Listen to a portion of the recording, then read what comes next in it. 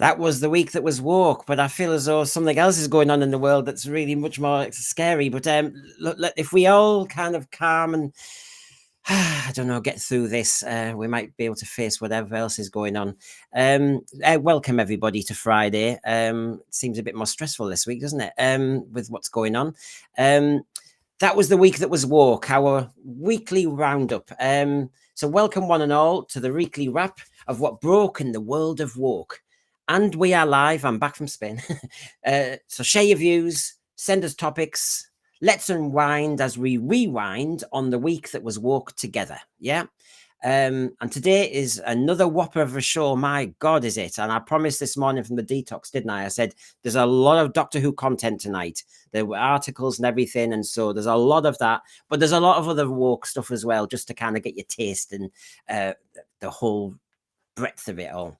Okay, so here's the show 6 of me and Rachel, and you'll see her on her platform and mine beaming at the same time. That was the week that was woke. We've also got, tuning in on my Wednesday by Generates. We were talking about the crisis of confidence in Doctor Who. Jodie blaming the fans, or was she? Rachel's got some interesting things to say, and the Disney dilemma about what the hell is going on. Now, there's your lead up before I bring Rachael, the queen of the woke, on. What will be the wokest of the week? Calls for Doctor Who to be more woke? Or was it always woke? Snow White, an offensive puppy advert, BBC and drag queens. There's a whole load of stuff we will be discussing. So, of course, the best thing to do is not mess about. Get my co-interrogator of the woke on, the queen of the woke, who has a greater sense of decorum and regality than this Boro bloke with his working class worldview. So, as I always say, let's get her on. She's going to chat about it, not shout about it. Hi, everyone. Royalty has entered. Hello, everyone. That's it. There's no red carpet. I'm sorry. That's all right. I'm used to it. So I've mentioned Jodie twice, but later tonight you've got your comments to make. So yes, I do. Yeah. This is the Jodie one is the only one that I know about. Actually, what we're covering. So everything tonight is going to be a complete surprise to me. I'm sure I've read some of it already, though. Yeah, you know me. Even if when I was on a Spanish beach, if I see something, I'm going, oh. Oh yeah, the puppets got up to mischief, didn't they? The Who pets. Well, he broke his nail and he had to regenerate. Exactly. So we'll get moving. There's some tasty ones tonight, Rachel. But when am I going to say anything different? Exactly. Look at that list. Oh, there's some beauties. So everybody hang around for the Doctor Who element. There's a good component. It's based on an article or two. It's not just me waffling. So I suppose we better get going because there's plenty to discuss. So that was the week that was woke. Show 6, February the 28th. Buckle in, everybody. Here we go. Here we go. It's going to be a lovely ride. Rachel, I'm going to start with language. The power of language and the woke. Look at this from Wisconsin, their budget recommendations, and underneath you've got word previously used was wife or husband, and now it's spouse. Well, that's all right. But mother is now inseminated person. Oh, how insulting! It's how are people thinking that's great, Rachel? That is just gross. It's horrible. It's objectifying. It's labeling people who might not necessarily want to be labeled. If you really are going down that route, why can't you just actually ask said mother, or let them tell you if you really want to go down that route? But what's wrong with mother and father? What's wrong with pregnant woman? What is wrong with it? Exactly. Nothing wrong with it. Obviously, man, husband, and father doesn't have to change. It's always the women, isn't it, who have to? Always, yeah. You see, if you actually go in and you're having to constantly think all the time about not slipping up, you're going to do it. You're going to slip up. Yeah. Oh, and I'm having been an English teacher, I'm not happy about people controlling my language. But it continues, Rachel. This is just a taster for 10. This is from America, where of course they've changed their rules now under Trump. More of which later. Difficult day in America regarding Trump and Zelensky, but basically you can see there a woman is an adult human male, a female. Sorry. Oh gosh. Yeah. Oh gosh, I'm rearranging. That's it. Stream down. Yes, Brendan's executive orders are.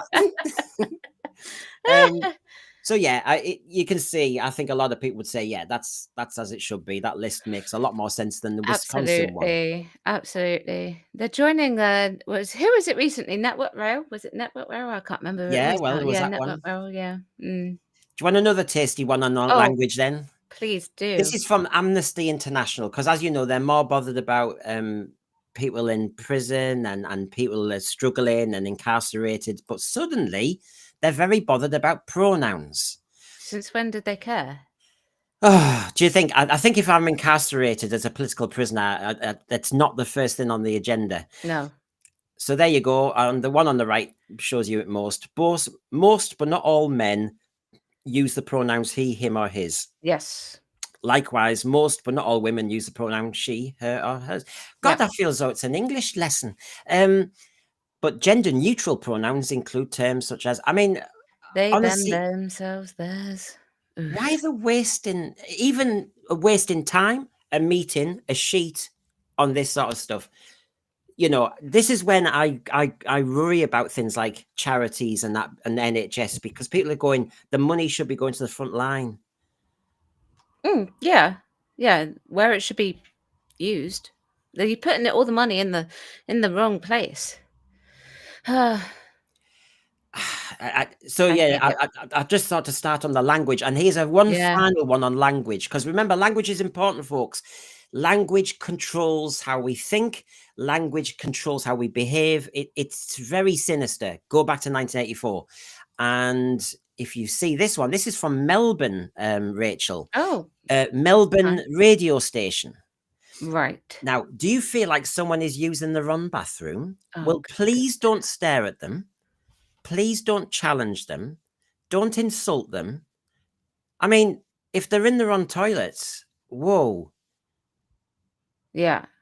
Well, if they're in the wrong toilet, yeah, absolutely.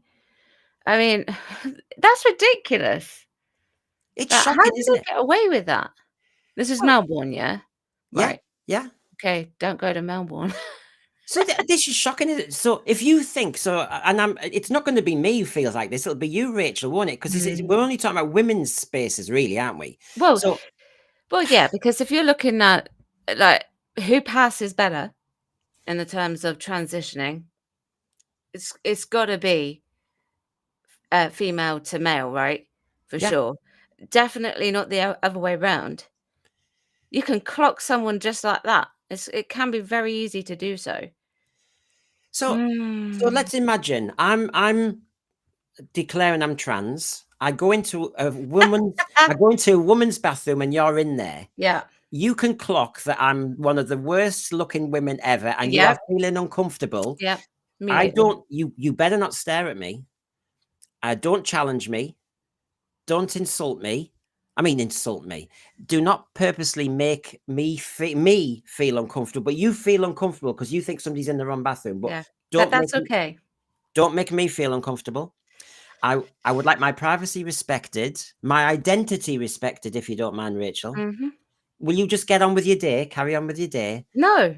I mean, I think I would have something to say. More than just something to say, actually. You would have to be like fooling me like altogether. You would have to work really, really hard in order to make yourself look like a woman, you know? Yeah. I mean, I feel so.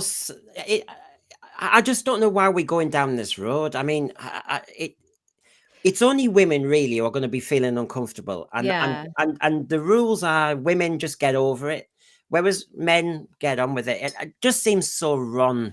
I saw this horrible TikTok. I cannot remember for the life of me. It was last year now. Where I saw it on TikTok. I can't remember who the creator was, but it was a quote unquote trans woman. Okay, trans identifying male. Didn't look anything like a woman, but was in the woman's bathrooms in a stall, and this person, this biological man, has his phone streaming, and then shoves the phone underneath into the cubicle there, next to them. Yeah. And so the woman in the other cubicle naturally, of course, shoves it back. I wouldn't have done that. I would have picked it up and flushed it down the toilet.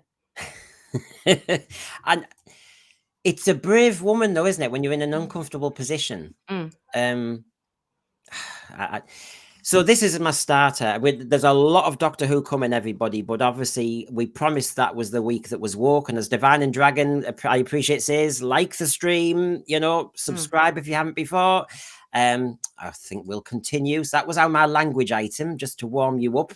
If you didn't feel as though, this one, Rachael, this was done. This was a survey of the political worldviews of BBC radio comedians.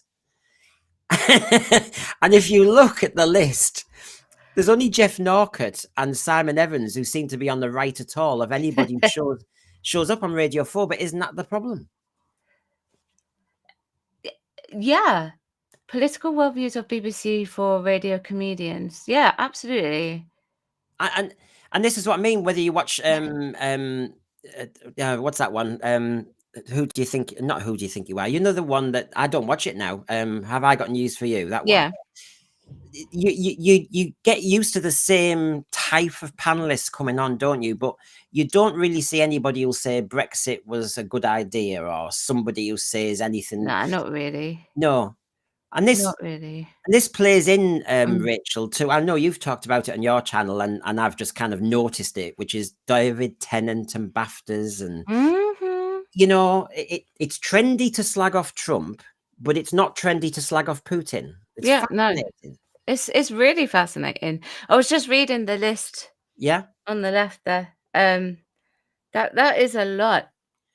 There's some that I'm surprised there are on the left and not perhaps like more central, like Jonathan Pye. Yeah.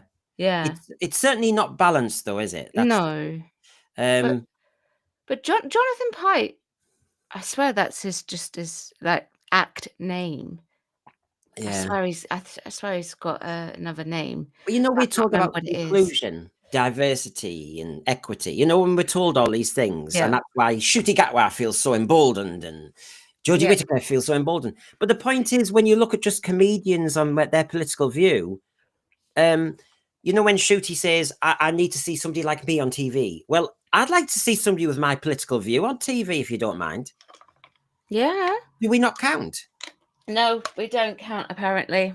A lot of people think I'm totally right on the right. I'm not. I'm like much more central than that, I think both of us are much more just common sense and actually, call it somewhere in the center to right. In my case, I can only speak for me, but I think it's more common sense, and I try and see the argument rather than just say I'm tribal. It's interesting though that it presents such a big bias.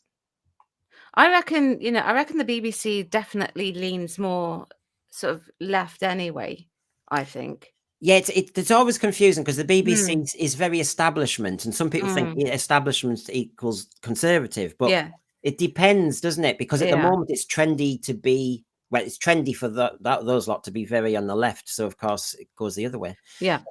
Hence why David Tennant felt he could say what he wanted, just like these people think.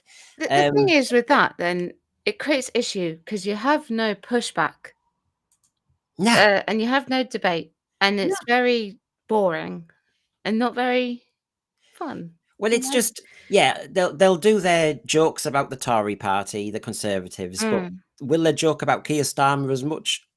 I can't see it, because. Well, I don't know. Actually, they might do actually because he's not exactly what I would call popular at the moment, is he? So they might do. Well, here's what somebody has done an assessment of the comedians on Radio 4 on the BBC, but then on this comedy front, on our World of Woke, you have the Scottish Labour leader, politician, who said that. Yeah, he said Billy Connolly is an outdated, vulgar, and offensive comedian. Have we got any Scots that are joining us who think otherwise tonight? Maybe. You see, I don't. I I don't think he's outdated. No, Um, he's got older because it that's yeah. life. Well, yeah, absolutely. Vulgar, well, he's always had that sense of vulgarity in his comedy, but that's what makes it funny. Is he offensive? Only if you take the offense. And that's why I've put Ricky Gervais's comment on the Mm, right. I see offence as the collateral damage of free speech. I hate the thought of a person's ideas being modified or even hushed because someone somewhere might not like to hear them. exactly. But he's absolutely right. You know, whether you like Ricky Gervais or not, that's true. That's true. But so you know, you join all the dots here, and one minute you've got all the people who seem to be on the left of politics in comedy who are getting time on TV, Mm, and then you get politicians on the left then saying they're finding people who are vulgar and offensive, and I dare say the next thing is to say they need to be cancelled or yeah. shunted away. Comedians are heavily policed at the moment Yeah. anyway, so and I kind of feel sorry for them because that means then they can't really do their job properly, you know, without sort of like treading around on tiptoes. And actually, yeah, Lee Smith is right. Billy Connolly is actually ill at the moment. Well, he's Yes. got is it Alzheimer's? I want to say he's got Parkinson's or something, is it? It's, yeah, Parkinson's, I like think something it like that. is. I I don't can't want remember off the top of my yeah, head. I don't want to get it wrong, but So yeah, it's a low blow. you know, yeah, and talk about kicking a man whilst he's Yeah, down. yeah, You know, that's not fair. no. Claude, good to see you, Michael. One form of entertainment which has really suffered in recent years by the woke community is comedy. As Rachel was saying, I'm a huge fan of comedy, but I can't find much out there on terrestrial TV. You end Mm, up having to go on Netflix and finding you one comedian that you like who's yeah. on there. Or buy it on DVD. How, like, not modern am I? Or Yeah, buy yeah. it on DVD Or YouTube, or YouTube. YouTube it. Garbage. He is a comedian. You choose to pay to go to see him. It's a choice. You don't cancel him or anyone ever. I agree. It's Mhm. supposed to be a democracy. We're And he's supposed a to be. fantastic actor as well, actually. Yes, I Mrs. find him Brown's boy. absolutely Out. brilliant. I said Mrs. Brown's boys. You know what I mean. I did not. Not Mrs. Brown's It's like Boys. Mrs. Brown's boy. Mrs. Brown's Boys is good. But I it was. know it's kind of seen its better days, so I'm trying to get something. What I've was just the knocked my movie light off. with Judi Dench and Billy Connolly? It was Mrs. Brown, wasn't it? No. Who So I'm was just trying to pick something up. I've forgotten the name now. Yeah. Um, help us out in the thread, everybody. Heather, comedians are the first to have their jobs affected by free speech being restricted. Heather, last week's show, as in 2 weeks ago, remember when I showed you the Ramadan thing and there were certain speakers who were talking about gross stuff and saying it can be excused if you pray. And then somebody like Chubby Brown from Middlesbrough can be cancelled in so many theatres across the country. And you're going, has somebody got this wrong? You can like or hate a comedian, but they should still be allowed to be doing their performances. If you don't like the comedian, Rachel, you just Mm. wouldn't go. Oh, exactly. Why would you? Why would But you go? cancelling people is the dangerous one. It's a bit like you can't say woman anymore. You can't say, No, you know. no. I'm just gonna go and pick up the room light a minute. It kinda toppled. Okay, One sec. while that happens, I'll just check on the thread. Mr. Squinty Mint, I think the BBC is split between political journalism, which is right wing, and its entertainment departments, which are more centrist progressive. It hasn't been left wing since Loach and Bleasdale. I know what you mean. Oh yes, Mrs. Brown says garbage. My brain's not working today. Since I got back from the holiday, it's all gone. It's not working. It's not working. So there you go. A bit on the comedy front. Yeah. Doctor Who still to come, Oh, and of goodness, course, that looks better. I mean, sadly, it's all kicked off in the White House today between a very important meeting between Zelensky and Trump, which I think is, I think it's, I'll say disappointing to be euphemistic, but oh my God. But yesterday, the British Prime Minister was there. And again, I found it uncomfortable in the way that it was the American president who said, I've got the bust of Churchill back in the Oval Office. And our British Prime Minister was saying, oh, yes, very good, very good. But they've been getting rid of them all. They've been taking them I down. know, it's hypocrisy. Total Yeah, hypocrisy. And terrible. They shouldn't do that. Shouldn't take it down. well, obviously, Churchill is obviously not in for the progressives. No, he's not. I mean, they did try to tear down his statue or whatever it was they were doing during protests in London, in Parliament Square, I think it was. Did you see Yvette Cooper's replaced Nelson? No. There's an I'll send you the picture later. That Oh, okay. it's been put up with her in profile, and she has replaced Nelson. Really? I mean, you know, we can't stop a dinghy crossing the channel, but she's Nelson now. I tell you what. Okay. That's Yeah, very interesting. yeah, and yeah, as Talon Dwayne Cheyenne says here, Yvette Cooper's done the same thing. Took down Churchill and put one of herself up. Well, it was actually Nelson. God. Dalekzilla. I live in a country where the idiots running around screaming woke and DI are the same ones embracing fascism and are threatening to plunge the country into another civil war. It does get very angry and toxic. I do agree with you. It gets very silly and it gets out of control. Now, what about this one, Rachel? Before we get to the Doctor Who ones, police sorry for puppy adverts that upset them a Muslim population, because the actual advert just basically, a police force has apologized to Muslims after a crime-fighting campaign featuring a puppy sparked an outcry. This picture of Rebel, a 29-week-old black Alsatian, featured on postcards promoting a new non-emergency phone number. But the choice of the image, which shows Rebel sitting in a police officer's hat, triggered anger because Islamic tradition warns Muslims against contact with dogs because they are seen as impure. Oh, And for goodness sake. Sorry. But there was even more. I'm having to edit, otherwise this show would go on for 5 hours, Rachel. There's other ones like in Manchester where, you know, the halal meat, and there's so many things where the Five Guys, remember, they're pulling back. Yeah, yeah. And Yeah, I've just I shown, saw that. but look at the Ricky Gervais, and I quite think, you know, when he says, you know, offence should be allowed. I'm sorry, but if an advert offends somebody, you've got to go, well, this is Western culture. They love their dogs. It's nothing against me. It's just their culture. I mean, why are we See, suddenly... it's so confusing because, you know, you just come in to our country and expect it to be done your way.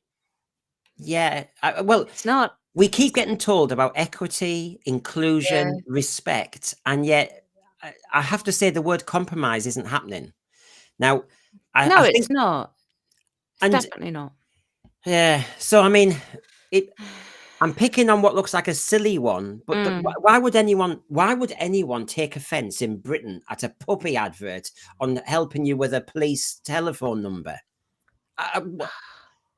It seems to be people are getting triggered just because they're getting triggered, and they're not seeing the perspective or the context.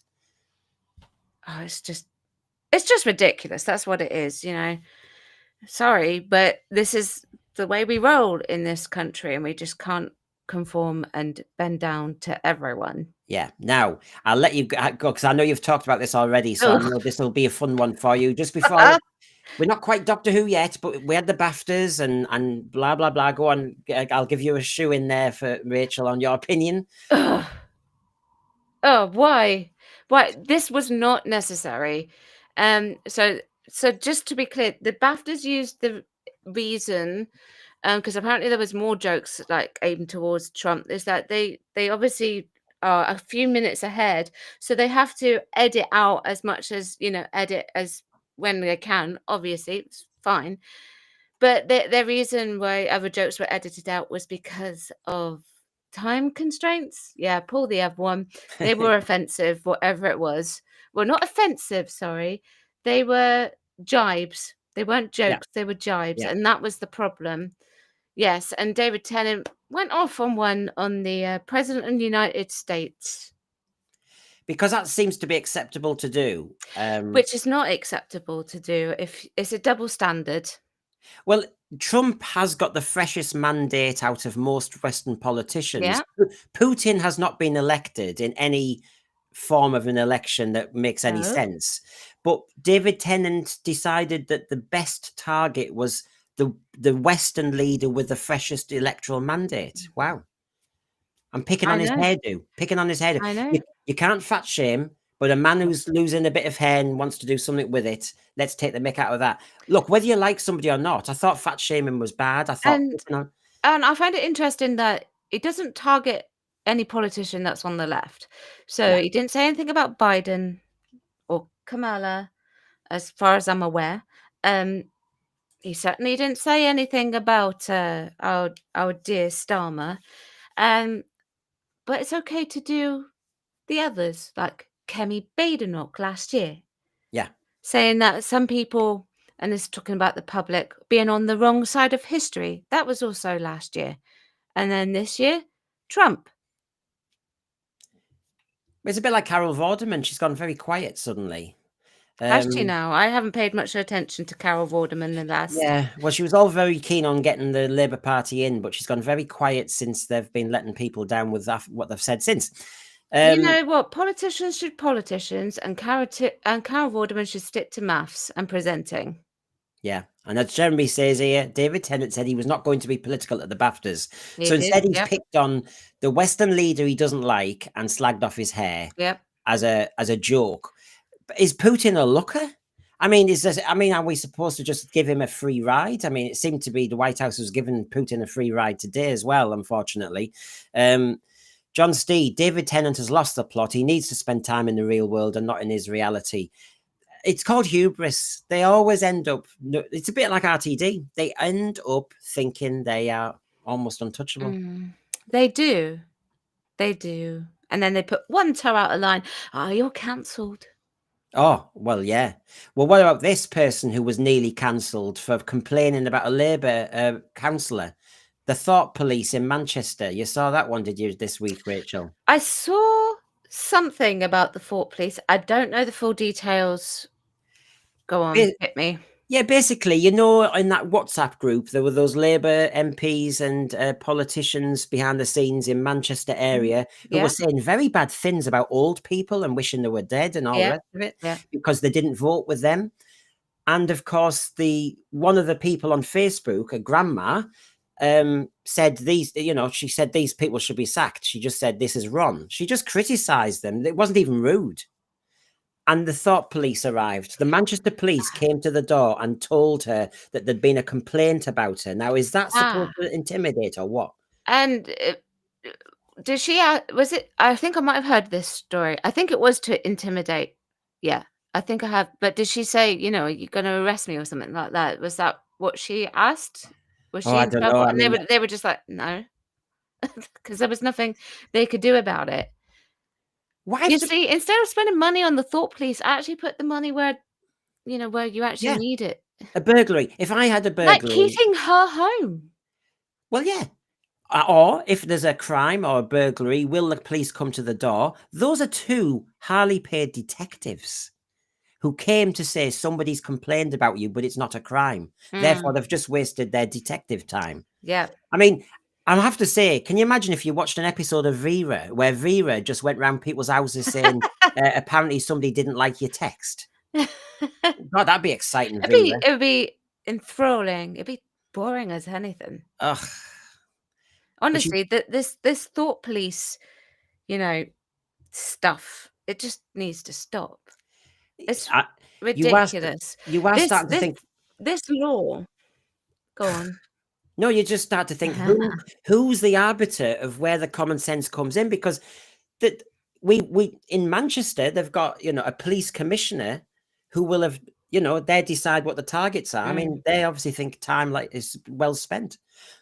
Yeah, this law was introduced to protect children online, and they've taken it, run with it, and made it worse. They have. And I'm not helping tonight with Rachel. With every time my slide changes, you'll be going, where's the common sense? So here's one of our friends, Sam Smith. And Sam Smith says they're bored of being non-binary, and now he wants to identify as an oyster. Great. Sam Knock Smith yourself out. Yeah, he's reportedly. Go for it. Now, I don't think you're single anymore. Sam Smith is reportedly self-partnered, which means that they are not single, but they are actually in a relationship with themselves. Why is language getting so twisted in nonsense logic? I didn't know self-partnered was a thing. I don't think it will be. I mean, I certainly wouldn't walk around. I mean, I was closeted for years. I don't think I'd ever dare go around saying I'm self-partnered. It just sounds wrong. No. I'm in love with myself. I mean, it just Well, doesn't sound right. no, it doesn't sound right. I mean, that's good that you love yourself, but, you know, My concern is, I what? just think, where are Oh, we going with this? Sam it's Smith's, so confusing. It is confusing. I, It's but this is when it gets into the law, when people saying you should be allowed to self-certify who you are, and yeah, some of it I understand where they're trying to be logical, but if you allow everybody to self-certify, you end up with stuff like this where people are going, this is making no sense to me. mm, no, this doesn't make any sense to me. And, like, Sam's saying what he wants to identify as an oyster? So I mean, what would no, your pronouns be? I mean, get your close personal friends to maybe actually refer to solitary you is as an an oyster. oyster. I think it's a quote from Christmas Carol, isn't it? Solitary is an oyster. So basically, I'm solitary with myself. I really don't know. I I mean, don't know either. it's just every week when I'm thinking, are there any woke stories out there? Rachel, honestly, they're just getting thrown at me. Um, When you start looking for them, they come at you oh, like yeah. that. And folks, we haven't even got to Doctor Who. Oh my God. Over the Overseer, there are a lot of high profile lunatics declaring their departure from the USA. Perhaps we could come up with an exchange scheme with UK residents. Britain is an absolute haven for these people.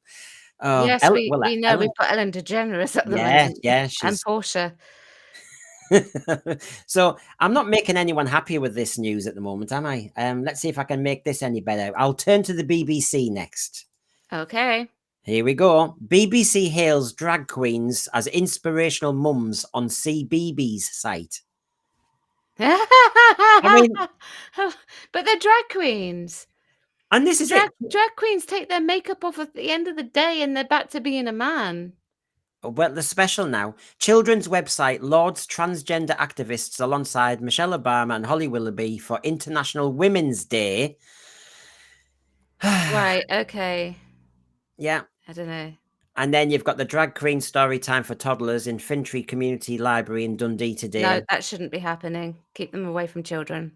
And so, I mean, it hit Doctor Who, didn't we? We had Jinx Monsoon. Yep. And everybody was, some people saying, I don't know why you're making a big fuss of this. It's the big LGBTQ plus plus plus plus. But you're going, I know, but drag queen is a man, and I don't think not every drag queen even has to be gay. No, Um, no, of course not, no. no. So the whole point is, I mean, Barry Humphries wasn't, No, he wasn't. and was a very good. I mean, I don't think he'd call him a drag queen. He was good comedy, but But he was always adamant that Dame Edna was that it was a drag act. yeah. It was an act, and when he took that makeup off, he was back to being Barry Humphries. And I think where drag queens and children gets really, I think it does get problematic, as you were just indicating there, Mm, is the way they're dressed. They don't dress dowdy. They don't have a little cardigan on like a gran or something. mm. They dress to accentuate what they think are feminine It features. it would yeah, it would that's true, actually. It would make you think, like, in this day and age, if we still have people like Paul O'Grady, if we still have people like Danny LaRue, what would they say of it, of drag queens going and doing this type of thing in front of children? I mean, I know we get the panto dame, Yeah, yeah. and, that is risque to say the least, but it should just stop at that, really. But it It's just makes you wonder what on earth they would say. But it's just that I can't even imagine the dynamics of how you sit. So are the children in story time sat on the mat and they're looking up at this speaker? But look at what they wear. I mean, they're going to have to be very Yeah, careful with their how they sit. yeah, The other thing is, normally it is the older relatives who do the stories with the kids, yeah. and it's a nice cozy little thing. Like I said, it used to be the dinner nannies after in the afternoon, and they weren't dressed in any way. I wouldn't even know if they were women, if you get my gist. They'll just sit with you and they follow you through with your Mm, reading. This is kind of I would really notice I was next to somebody looking larger than life. mm. Oh, yeah. Yeah. I think back to when I was a child, I wouldn't have been able to watch anything that had Lily Savage in it, Paulo Grady, for those of you who don't know, until I was a lot older. And by the time, I think I was probably about 12, and I think, like, by the time I got to 12, she was, well, Paul was getting ready really to retire the act, Yeah. really, at that point. So, But the other thing but is, it I mean, was she was still very moderated. and drag queens, as a lot of people are saying, it's normally seen as adult entertainment, risque entertainment. Your life is in your hands. I've never walked into a gay bar when there's a drag queen on and they're in mid-act, because they would have your life. And Oh, and yeah. and it's open They're season. savage. They're savage, Yeah. And but in the so nicest possible way. these people who are savage and are hopefully comedic in their bullying and picking on people in an adult space are suddenly going to be reading to kiddies, and they won't, what, they'll suddenly just moderate everything and never make a mistake. I even have this with sometimes with panelists when they swear a lot, and you're thinking, I swear a lot less on these things because for 30 years I didn't swear in a classroom. You get used to it. Yeah. And you think, yeah, some people can't switch it. No. No. Yeah. Anyway, so I'm the ex-English teacher. My jury's out big time on this one about how this helps kids read. I'm dead set against it. Yeah. Yeah. Still on the BBC, because we're not doing the Hamas one today because it was big enough. We'll probably save that for next week, where they've put their hands up as a big mistake, that documentary. But the other thing on the BBC is this one. I mean, the drag queens on CBBS, and now we've got couple to thruple, how polyamory is becoming the new normal.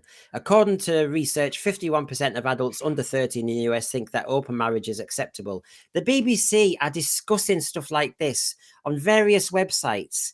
It's as if they are enjoying the sleaze factor or the kink factor or the fetish factor, and they're not actually just thinking of the mainstream audience. No, of course not. And this is what gets them their brownie points, isn't it, at the moment? Because isn't it funny, Rachel? It's progressive gets blurred with risque or a bit weird. Oh, yeah, actually, yeah. No, you're absolutely right. I saw something today that made me go, "Huh? Why? Just why?"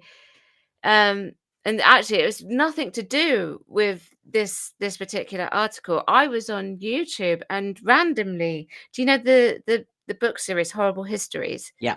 Right. Well, that was a TV show years ago, and I think they've brought it back recently.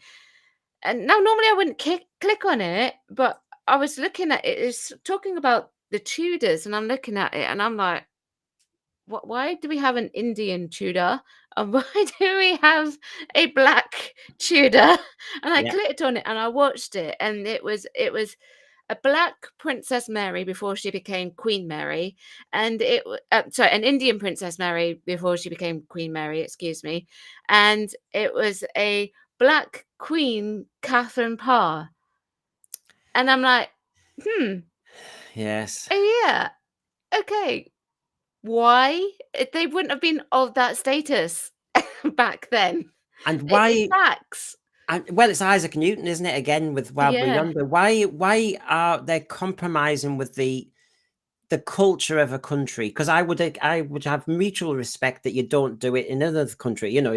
That you depict what it was and how it yeah, looked.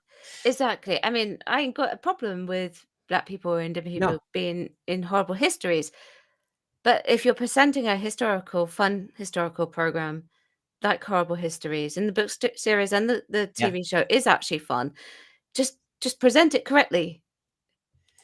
Great, you know? That's what I mean. You've got to be accurate. It's a bit like But it's points. a bit like a pregnant woman Yeah. is a pregnant woman. You don't have to come up with this new term that's actually factually or logically crap. No. It's literally all of this is on the screen here is brownie points. And I'm This could sorry, get but them their funding, I say that loosely. yeah, So and these are throw the 'em back pious there. ones. These are the ones who tell us how to speak. These are the ones who tell us loads of things, and yet they don't mind being kind of a little bit more risque about sexual stuff. You're thinking, really, you're in charge of safeguarding, are you? Right. But, their quota is very interesting. I think a lot of what their quota affects a lot of what I get in casting calls and that as well. Yeah, it's very interesting. Well, he's the next one. We're getting closer to the Doctor Who one. But breaking news, transgender police officers are now allowed to strip search female citizens under new guidance. Do you know what I'm going to say if ever I have to actually have that? No, you're not touching me. It's You can shocking, isn't take me it? to court. Women don't care. I don't think women have rights anymore. It feels like it. It should be done by a female officer, Yeah. biological female officer, and I think that's only fair. Remember, Rachel, earlier tonight, I had an example from Melbourne radio station where if you're uncomfortable with somebody you don't think should be in your bathroom, you have to respect them. Yeah.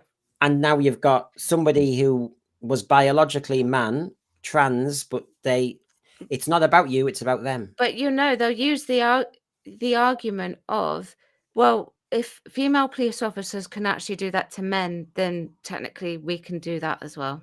Yeah, well, That's what they'll use the argument. But I actually think, I don't know if this is my completely conservative side coming out here, but I actually think that female police officers shouldn't be doing that to men. No. I think it should work both ways. I think men should search men, women should search women. That sounds really weird, but it's just that's how odd that sounded. And you can, and by the way, I'm not watching This Morning all the time. This was shown to me, but even on stuff like This Morning, NHS staff must ask men if they're pregnant. Well, we know that. I mean, this is brilliant TikTok that I saw the other day via another channel, and it was about a this actually puts it into context now. I actually understand. Right, okay. So ask men if they have been pregnant before. Right, okay. So this trans woman had gone into the doctor's office, and the doctor said, have you been pregnant before? Are you pregnant? And apparently they went, no, I'm a biological male. And apparently the doctor said, yeah, I could tell that, but I had to ask you. But this is what I mean. But this is what I mean. We had 2 weeks ago before I went away, we had that doctor who had a nurse in trouble, and yet he looked presented. But we have now got people who know the truth, who are scared of saying something. And so we have to play this whole charade.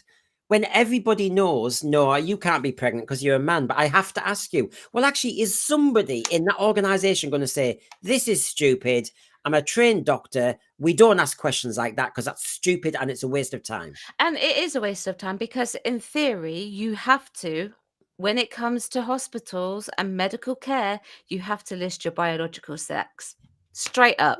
So they should know immediately what your biological sex is. Well, and it's offensive. John Newton reckons we're at the end of the times of civilization. Do you know what? In joke ways, I can say it. After what happened in the White House today, I actually fear more. When we finish this show, I'm really worried about the ramifications of the meeting today between Zelensky and Trump. I found it one of the most bullying, intimidating encounters I've ever seen. I'm going to have to catch up on that. It was not diplomacy. And I have to say, I was saying to Rachael earlier, because she's been busy today, I've been at home. But I said, if Britain in 1940 had gone to the Oval Office, a nation having had the Blitz, bankrupt, and being treated like that, I think the nation would just drop. I had Ukrainians in my classroom, and I know some of them said they didn't know where their dads were, and this was a few years ago. And it was hard. I thought today when Trump and Vance did a kind of pincer movement on Zelensky and saying how we should say thank you more and stuff like that, and you're not showing enough respect. And I just thought the nation is on its knees. It's just this is not how you talk. No. I think John's right. It feels like that at the moment for sure. Wow, we actually agree on something, John. Shocking. Absolutely shocking. I but will not say time though, lapse. Brendan, next time you think you might need an X-ray, right? Yes. Go in, and if they ask you that question, have you ever been pregnant before? Tell them yes and see what their reaction would be. Hey, they'll have me locked up. This is it. They'll have me at the loony bin. They'll be going, "Excuse me, he thinks he's a woman." I mean, you can't win. You just can't win because this is a medical thing. They'll have me Well, sectioned. I was going to say, well, then come back and tell us on this channel what their reaction actually was. But if they're having you sectioned, mate, I'm flying solo. That's it. Yeah, yeah, yeah. That was the week that was woke, and he's now broke. Honestly, she said, Plenty "Why of did time we to fuck-" change it. Oh, thanks, John. Let's get this right. This is a core stream, and Rachel is trying to bring my stream down by getting me sectioned. But Oh, by getting him sectioned, yeah, I'm yeah. talking about Trump being aggressive. You're being aggressive. Look at it. I tell you what then. I tell you what then. I'll get my dad to do something silly and get him to then go in and see what happens. Yeah, I'll be behind your dad. Your dad does it Yeah. first.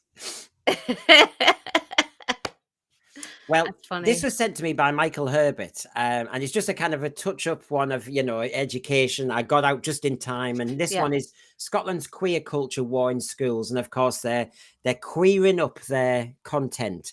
Now, I'll just list some examples. We did Shakespeare, John Steinbeck, H.G. Wells. You can imagine we had a range, and we had women writers, of course. We did Charlotte Bronte, all the rest of it. Now, is their sexuality important? I thought I was teaching the best lexis, the best vocab, the best grammar, the best imaginations written on the English language page. I didn't think I had to have this agenda where it's a bit like when you've read the Juno Dawson stuff. Is it quality stuff, or is it just because Juno Dawson is something seen as different to Shakespeare? It should be. I personally think it should always, if you're teaching kids, it should always be quality English. Yeah. And not a political writer. No, you can't teach. You wouldn't be able to teach Juno stuff in school. It's no. Well, we will be mentioning. I have nothing else to say on that. Doctor Who and Woke will be mentioned in not long now. We're nearly there. You kind of referenced this in a different way earlier with your example of horrible histories, but here's two examples of what's this blind casting. This is colorblind casting. Well, I don't know what's going on with the Cynthia Reed though, but the Amber Lynn one was, I'm pretty sure, colorblind casting, which is great. I hate colorblind casting. It's inherently racist. Yeah, and it throws logic out the window. I don't know what its purpose it's serving, because it's a bit like everybody trying to chase net zero, but by being the country, Britain tries to be the first country that does net zero, although it's an accountancy trick, and we bring in lots of carbon footprints from somewhere else, but we are pure in soul. A lot of rubbish. Yeah. If you're doing this blind casting, who are you kidding? And when you go to another country, as we all travel nowadays, and you watch the TV over there, you go, they're not doing blind casting at all. No, of course they're not. What are you doing? You're just casting who is right for the role. Yeah, but why is it our Western democracy is starting to do stuff like we have to compromise ourselves on every little rule, from puppy adverts to the lot? There has to be a compromise, which we see as respect, but it's being twisted and it's being exploited, that our inclination to be respectful is then used to actually to lever in something. Well, it's rewriting history, isn't it? Essentially, it's the way of doing it. I mentioned the Tudors earlier. Ironically, that was just coincidence because I didn't know you were bringing this up. No. But really, you look at all the evidence that we've got of Amber Lynn, and she's not black. And then Cynthia is going to play Jesus in a new stage show. Well, do you know what? Nobody would touch a certain religion, and yet Christianity, Jesus, God, you can do what the hell you want. Why is that allowed? Why? I mean, if you were, you know, a believing Christian, why does that God get played around with, and that's okay? It's a bit like you can take the mick out of Trump's hair, but you can't take the mick out of Putin. Hmm. What is this nonsense that we are allowing in this woke world? Jesus, I'm sorry, I haven't read any Bible or book or any version that said it was a woman. No, nor have I. So why are we Nor have I. doing it? I don't mind imagery. I've said it before. I don't mind the imagery being there, but it depends, like, on how far and to what extent you actually go. That I mean, this is obviously clearly meeting a quota for sure, but also it's doing it to wind everyone up. And Yeah. it's a way of saying, "Well, we're doing it because we can, and But, there's nothing you can do." but isn't it amazing, Rachel? And you know Mm. this because you've been in the industry. They think they're so brave and experimental and clever doing this, but they won't do it with Islam. No, of course they won't. Suddenly they're As cowards. soon as they do it with something like Islam, "You're racist." That's Yeah, what you are. And, like, if they were to right, Kez the Drone, right, has said something here, Mel Gibson as Martin Luther King, right? yeah, That yeah. wouldn't happen in a day and age. Why? Well, No. first of all, Martin Luther King is black, and second of all, if you race swap him, that's racist. Oh, they've got an Well, answer. isn't race swapping Anne Boleyn racist? Isn't race swap Totally. Jesus racist? They've got an answer for everything to twist us round. And Mhm. it's because it's not being called out enough by people in power that suddenly we are saying none of this makes any sense. Yeah. And also, I've mentioned this before on this channel. I went off on a little rant about it a few weeks ago when I was talking about Papa Acedia and the possible black Severus Snape. But what it actually does is it actually directs attention at the actress who's playing Anne Boleyn there and Mm. Cynthia Erivo, and it draws attention to their skin color, which if you think about it, that's not really what you want to No, do. no. And it erases their own heritage, it erases their own culture as well. And it's like, no, you don't do it. Don't In do the it. end, especially It's when you think of out there. kids, they're not going to know what their culture was or is meant to be. It's going to No. be so confusing and it's so unnecessary. Now, here's one.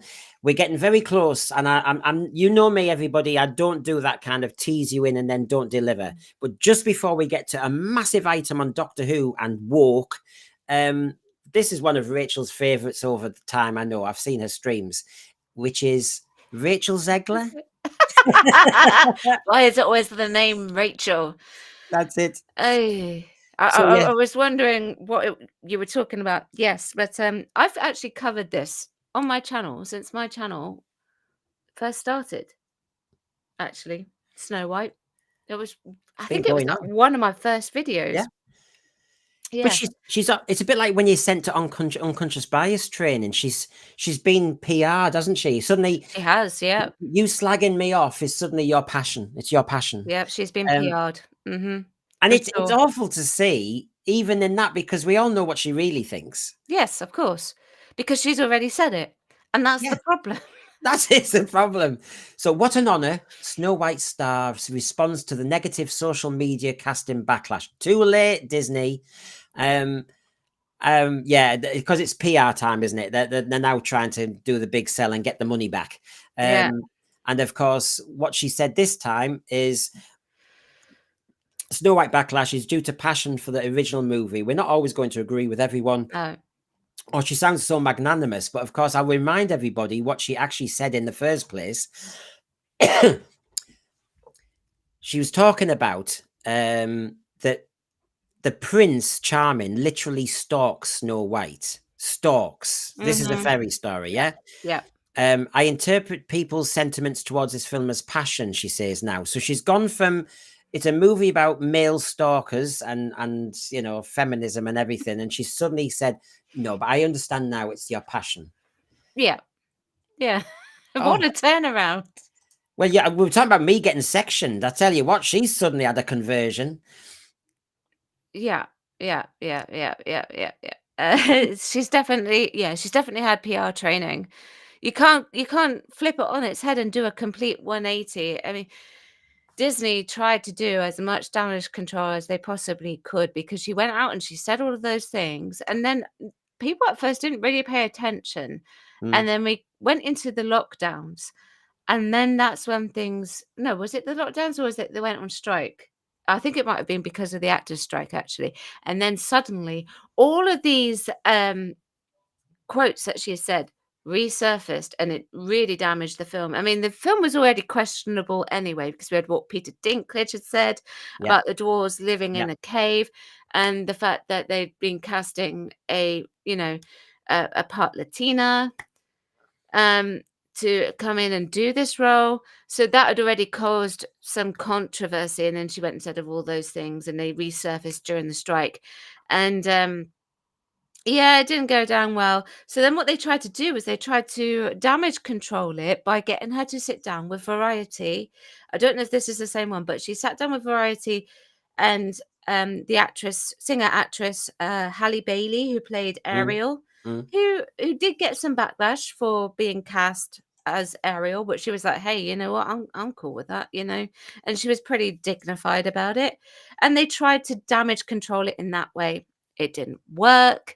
And so they tried various other things, and it just didn't work. And then she just kept saying things. She said those things about Trump, and they went, take it back, apologize for that. And and so then they've obviously got PR involved.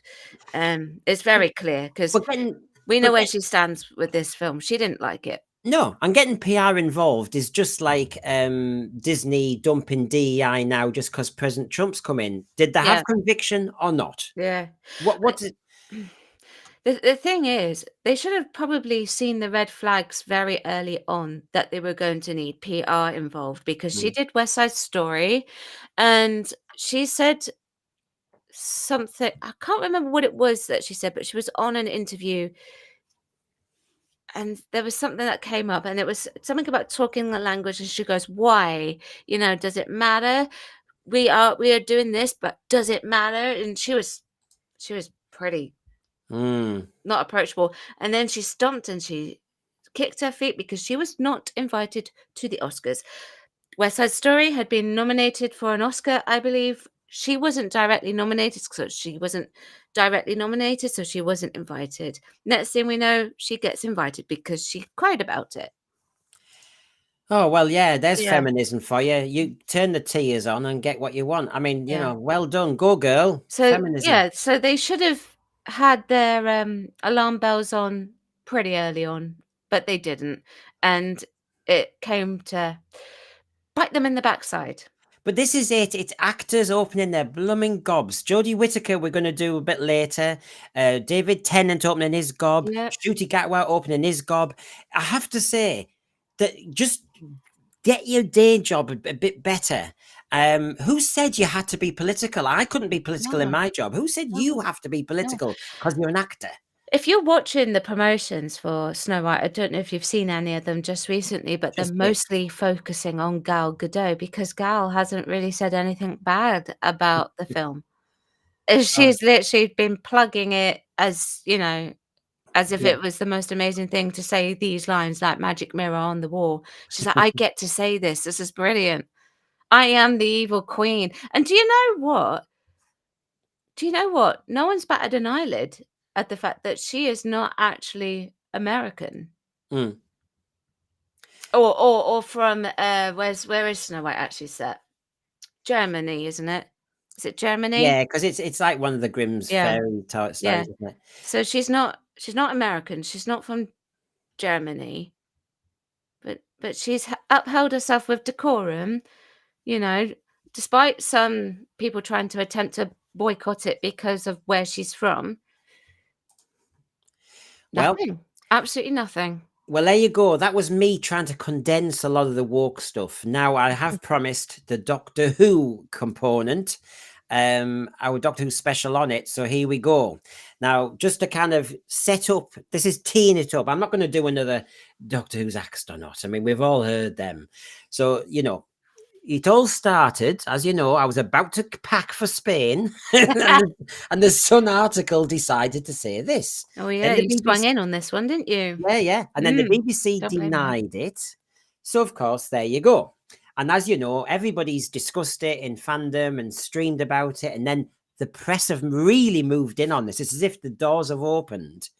And so as they've opened, the critiques are coming. And in nearly every critique, they use the word woke.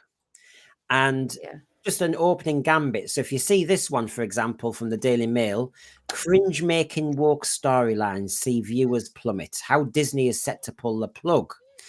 Then, this is just to start us off. You've got, Talk TV, what the hell's going on with this series? It's open to ridicule.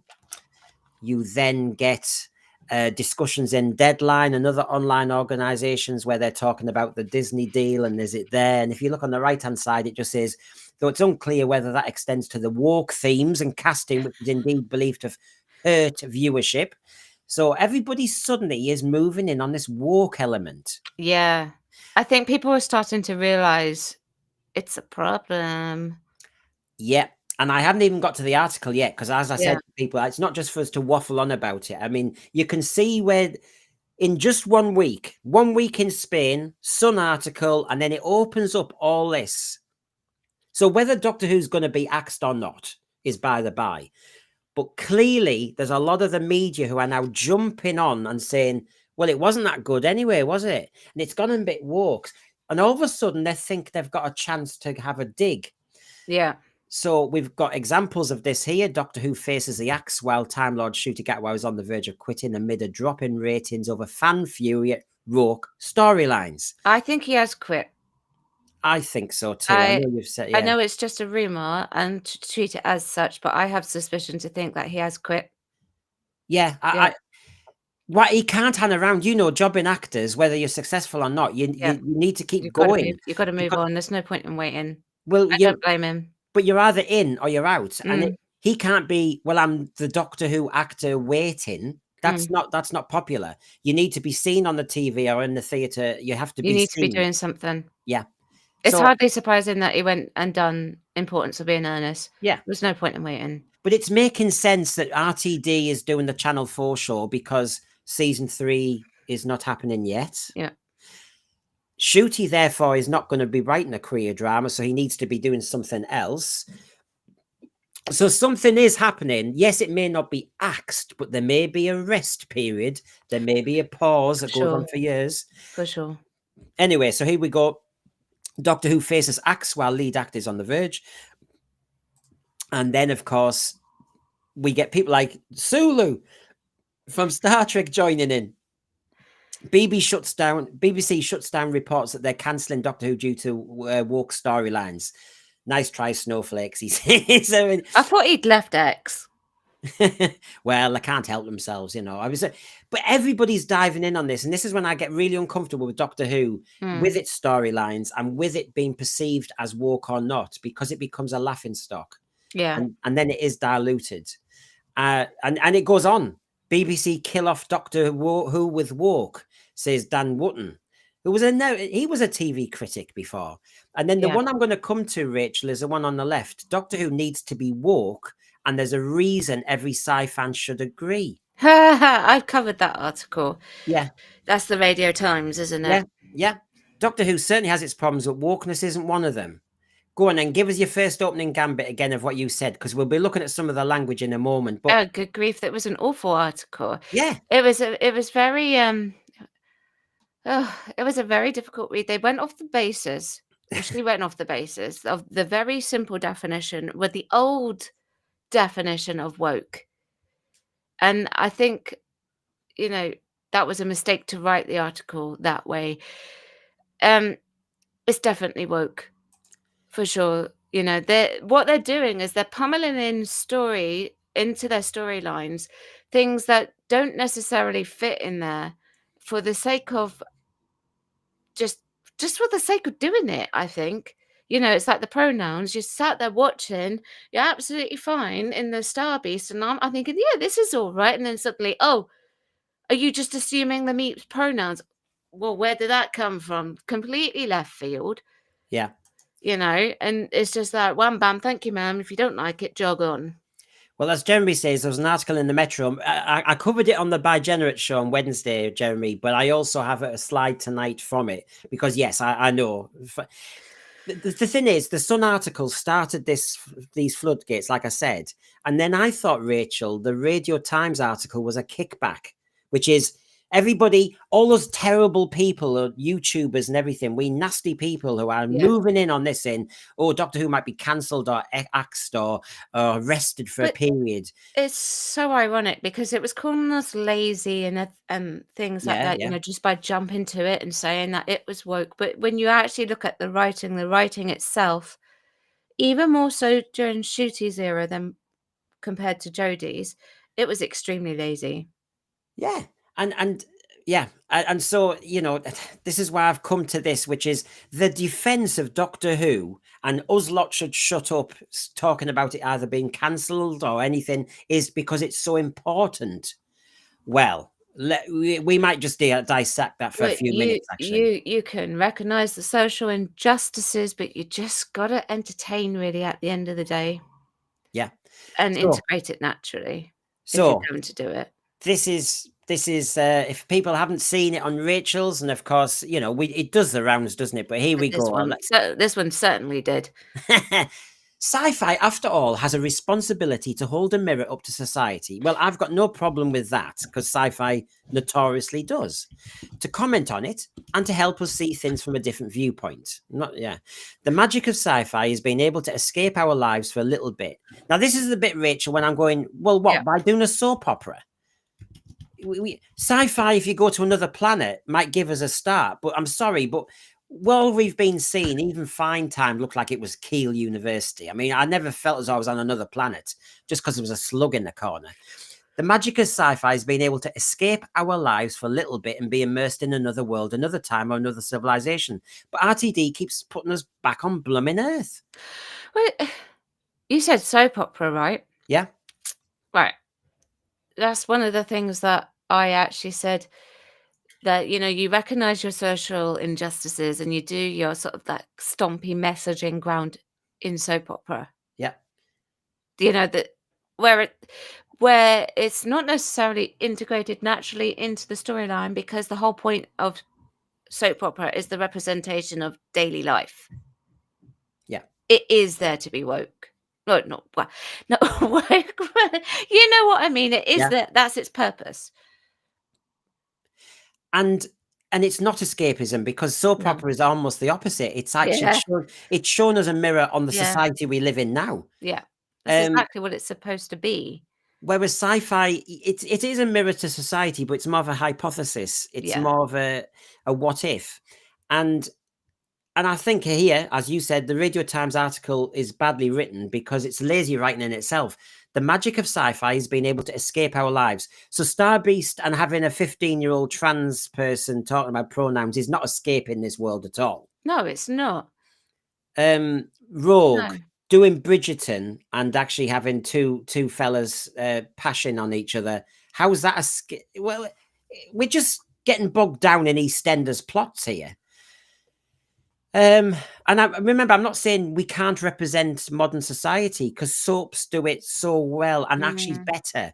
Sci-fi does the clever question, the clever thought process, and just showing two men kissing doesn't mean we've moved on in society. I mean, no, it's so passé that. I mean, how many shows do you see that happening? Yeah, been done. Yeah, and in doing that, we can take a look back at our own world and our own society and culture in a new light. What new light? We get told that dead naming is bad. We just get told what not to say and how to say. Having the Doctor actor told off by a trans actress saying you can't use that pronoun to an alien. How is that giving us a new light? Well, it doesn't. It doesn't give us a new light. It's just policing language again, isn't it? Yes, it's it's lecturing us and saying this is how you do it, you oldies. I mean, I hate that Starbeast. You know, and the grandma said to Donna Noble, "Is this how I should talk to my granddaughter, so grandson?" Yeah.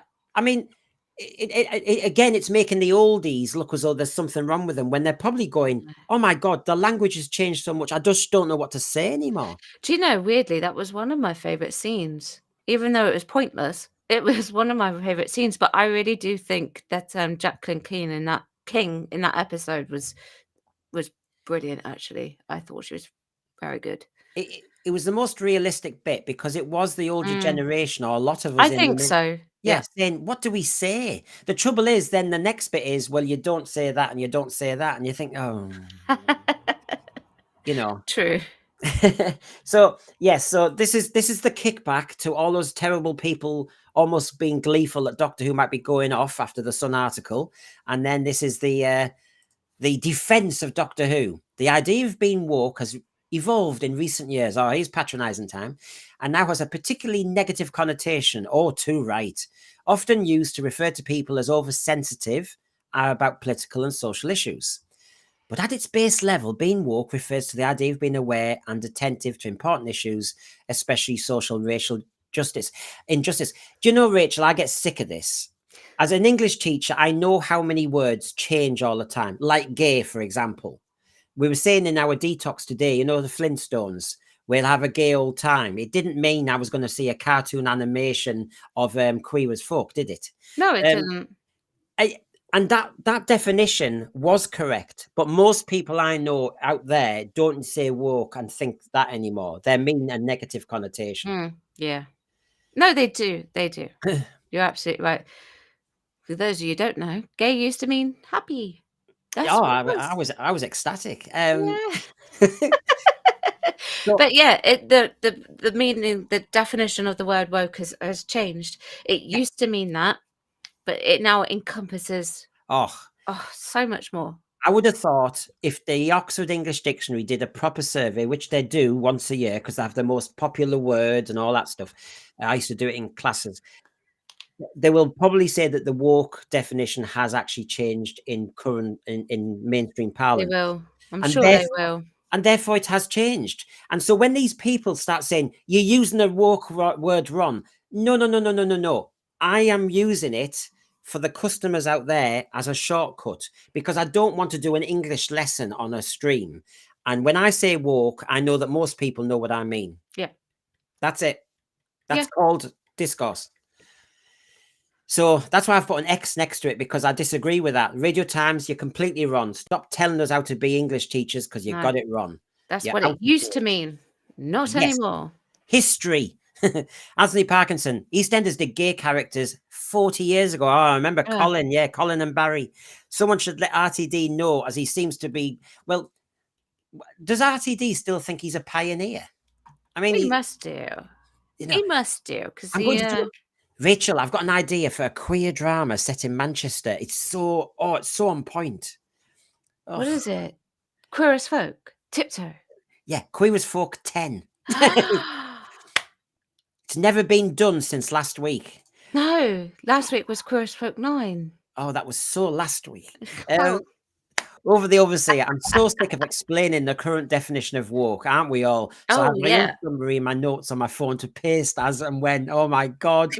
Aren't we stroppy devils? Maybe when I write my scripts now for my channel, maybe when I write them, which I do, and I have to do the definition of the word woke, I'm just going to have a big copy and paste bit and just go like that. That's a brilliant idea. This is what we need to do, I know. Well, it's rewriting it every time. Yeah, because we always have to defend ourselves because for some reason we're not on the right side of stuff, apparently. No, apparently not. So yes, now when it comes to the next part of this article, looking at the definition, it's not exactly groundbreaking to argue that Doctor Who has always been woke. You see, this is it. They take the old definition, which, as we have agreed, has changed, and now they're saying, and therefore Doctor Who has always been woke. No. It's not. It's not. It's progressive. And then Rachel, from its very inception, the show has always depicted the Doctor fighting against tyranny and oppression. Yeah, and that doesn't mean it's woke. It just means it's got storylines. So they've gone on about LGBT issues and all the rest of it, and I'm starting to yawn a bit. And then they list some novels and some ideas where, how can you be anti-Doctor Who being woke? Because look at these Brave New World, woke. No, I wouldn't have called Brave New World woke. Star Trek and Star Wars, woke. And, for God, Black Mirror, Severance, woke.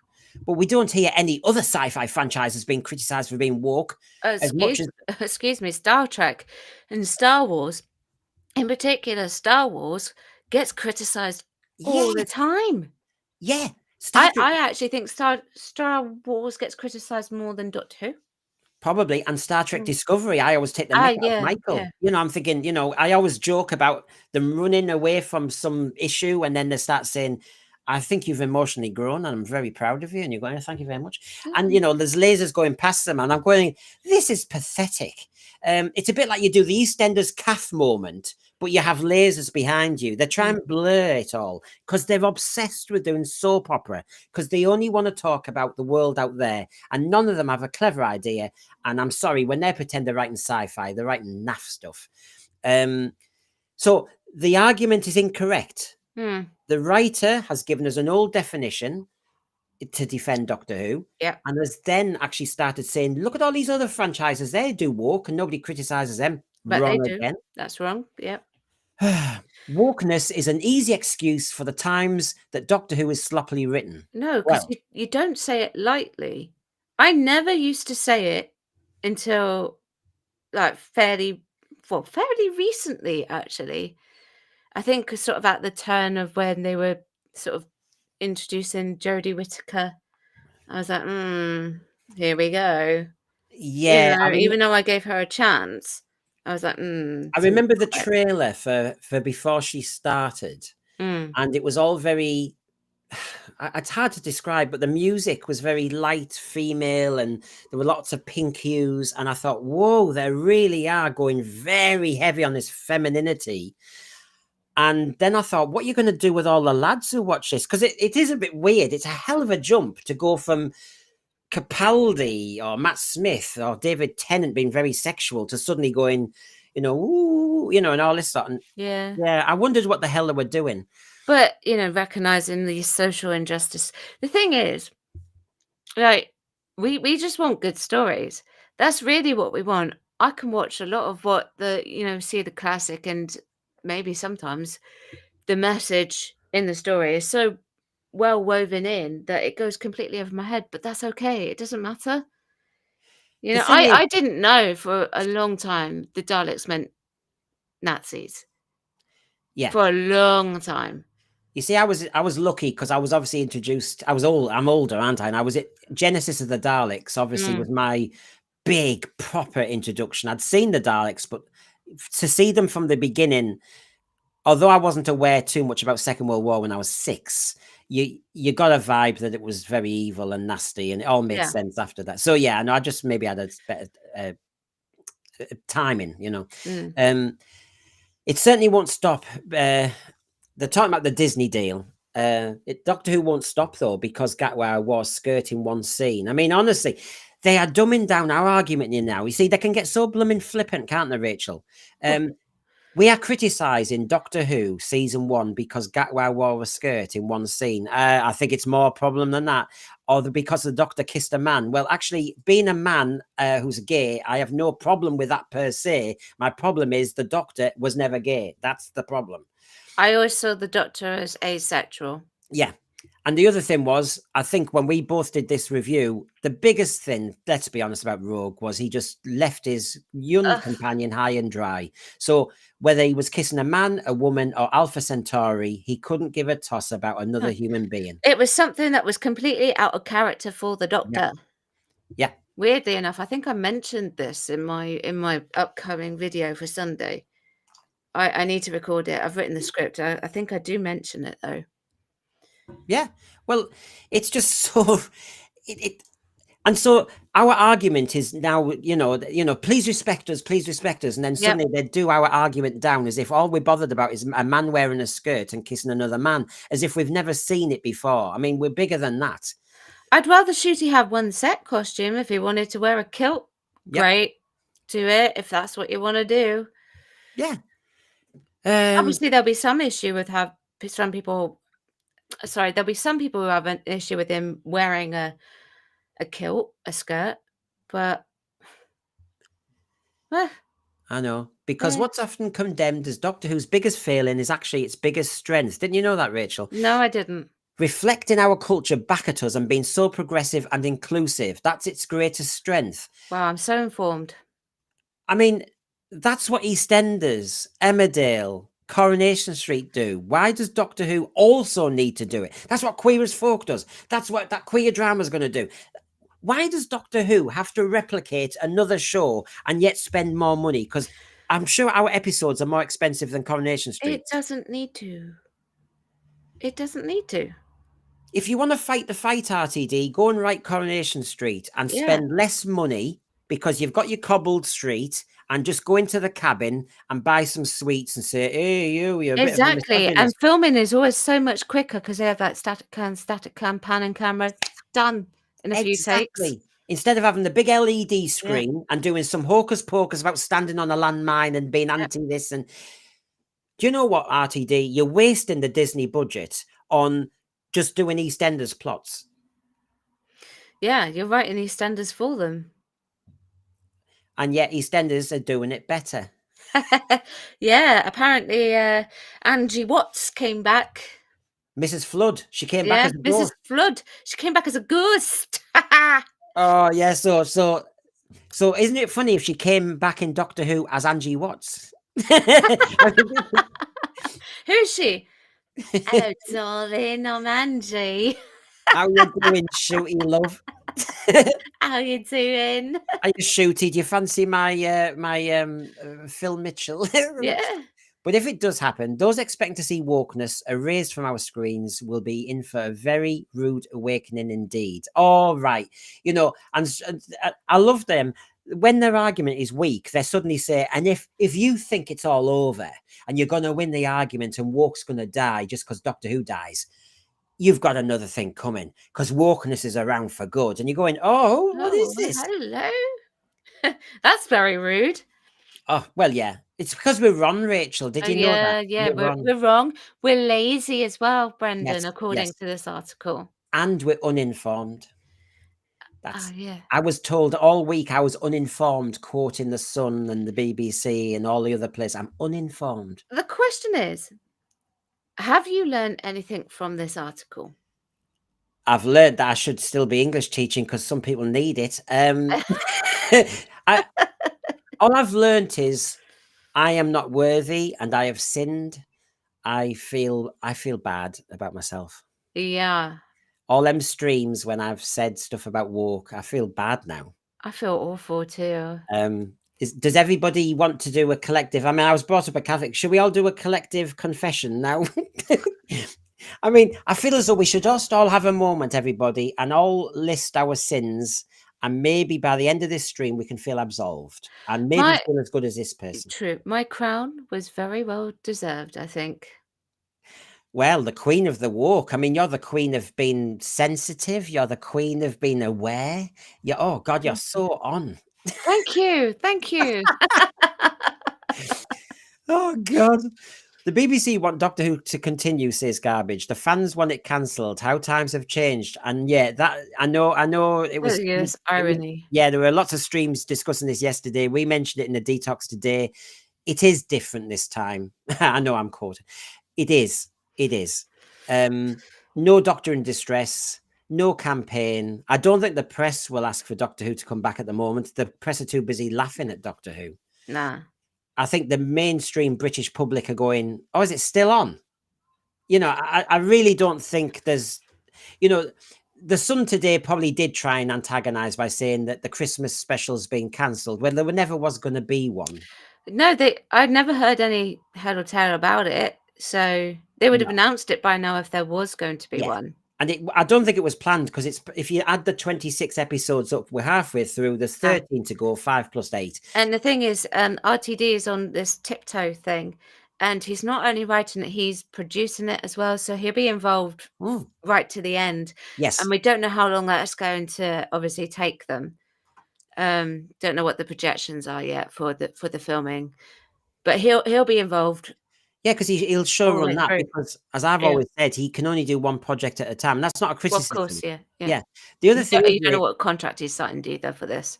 But you can see, Rachel, why it is definitely a hiatus because it's definitely going to be. He said I mean, we were streaming ages ago, one of our Sunday night sessions, when I had one of those quotations from RTD up, and he said he was writing the episodes for season 3. Now that makes sense. It's a hell of a rush, but if he's written some episodes for season 3, then Shooty probably does disappear. Then he goes and does his queer drama Tiptoe, and then we've got a year or two, and then he's got his episodes ready to be kind of scheduled in. If they do bring it back, and that's a very big if, then I reckon we're looking at least 18 months to 2 years before the next one comes along, the next series. Yes. And that's when Doctor Who starts to die, because it died in the 80s because the schedules kept getting bust. Yeah. Is They it were Who doing or is it something not? really weird, weren't they? They were scheduling a lot of Collins episodes, stories against other stuff and moving it around, and it was very Yeah. weird. And you see,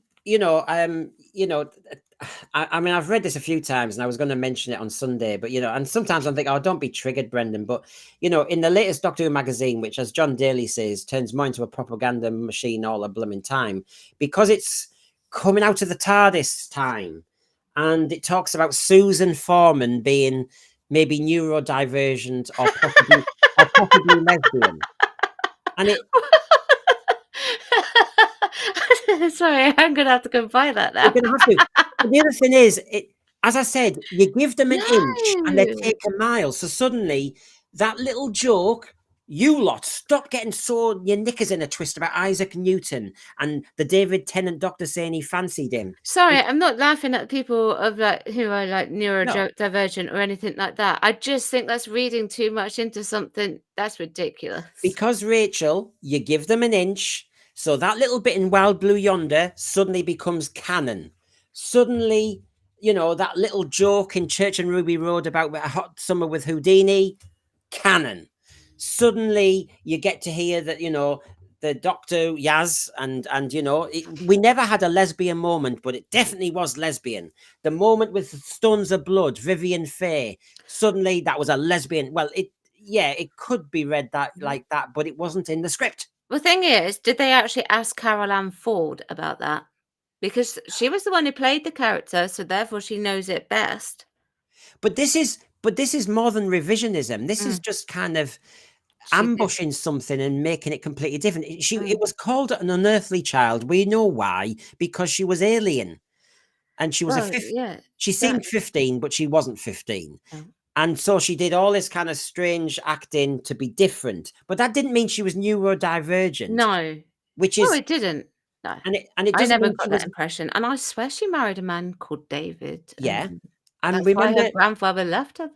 and that whole idea about being unearthly, therefore, is she maybe closeted? And you're going, no. No, that's just reading too much into it. But then these people are given articles to write and actually impose this on a text. It's not there. And No, it's not it's not. sci-fi. That's just EastEnders again. No. If you want to do it, if you really want to do it, then do it in the modern day stuff. Rachel, it's a bit like one of those soaps. Have you ever watched a Don't soap? ruin the show for that. Have you ever watched a soaps, Rachel, when a Maybe one character or two. grows up? Yeah, a character grows up, and as you know, they're always coming up with plot lines all the time. And then suddenly, a character who seemed to be dating this lass disappears, comes back, and he's gay or something like that. And you're going, "Oh, blooming hell, that's a hell of a turn." But in soap, you can do it. Yes. Well, now in Doctor Who, you can do it. Susan Foreman wasn't an alien; she was a closet all the time. Then you'll have to bring her back and no, don't do it. Actually, I'm not going to say that. I'll just be writing it for them. No, we're not going there. This is the other thing that I get peeved about, Rachel, and you hear people say it more and more. Nissa and Tegan as a gay couple. No, Nissa and Tegan were friends. Yeah. And I always assumed that Tegan was a lot older as well. Yeah, and I have to say, what happens to girlfriends and all the rest of it? They were sharing a bedroom because there were two female characters, and Adric has his own room. That was basically, mind you, J&T, we shouldn't have seen the bedrooms. I still think that was a mistake to start showing us domestics in the TARDIS. Yeah. Yeah, because I remember as a kid thinking, get on with the story, get on with the story. I don't want to know that Nyssa has a little lab in the corner. And I don't mind I don't mind seeing the labyrinths of the TARDIS so much, but yeah, it didn't need to you know, what's the word for it? Show the bedrooms. it's just that Rachael, like I said, you give them an inch and they then take a mile and completely change everything by Yeah. saying that one word there, there you go. Nyssa and Tegan never showed any lesbian inclinations in any shape or form, but now you'll get quite a lot of people of a certain niche saying, well, they are. They obviously are. They so obviously are not. No, they're not. No. No. And if you take Big Finish as canon, they're definitely not. But this is what I mean, Rachael.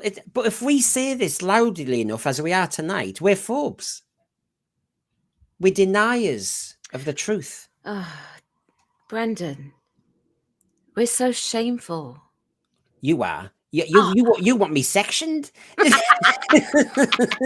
Yes. Yeah, I mean, she's evil. She's evil, everybody. She's trying to get the sense for you taken down. She's I foiled Woman your power. way. Yes, I foiled you. Yeah, you busted me.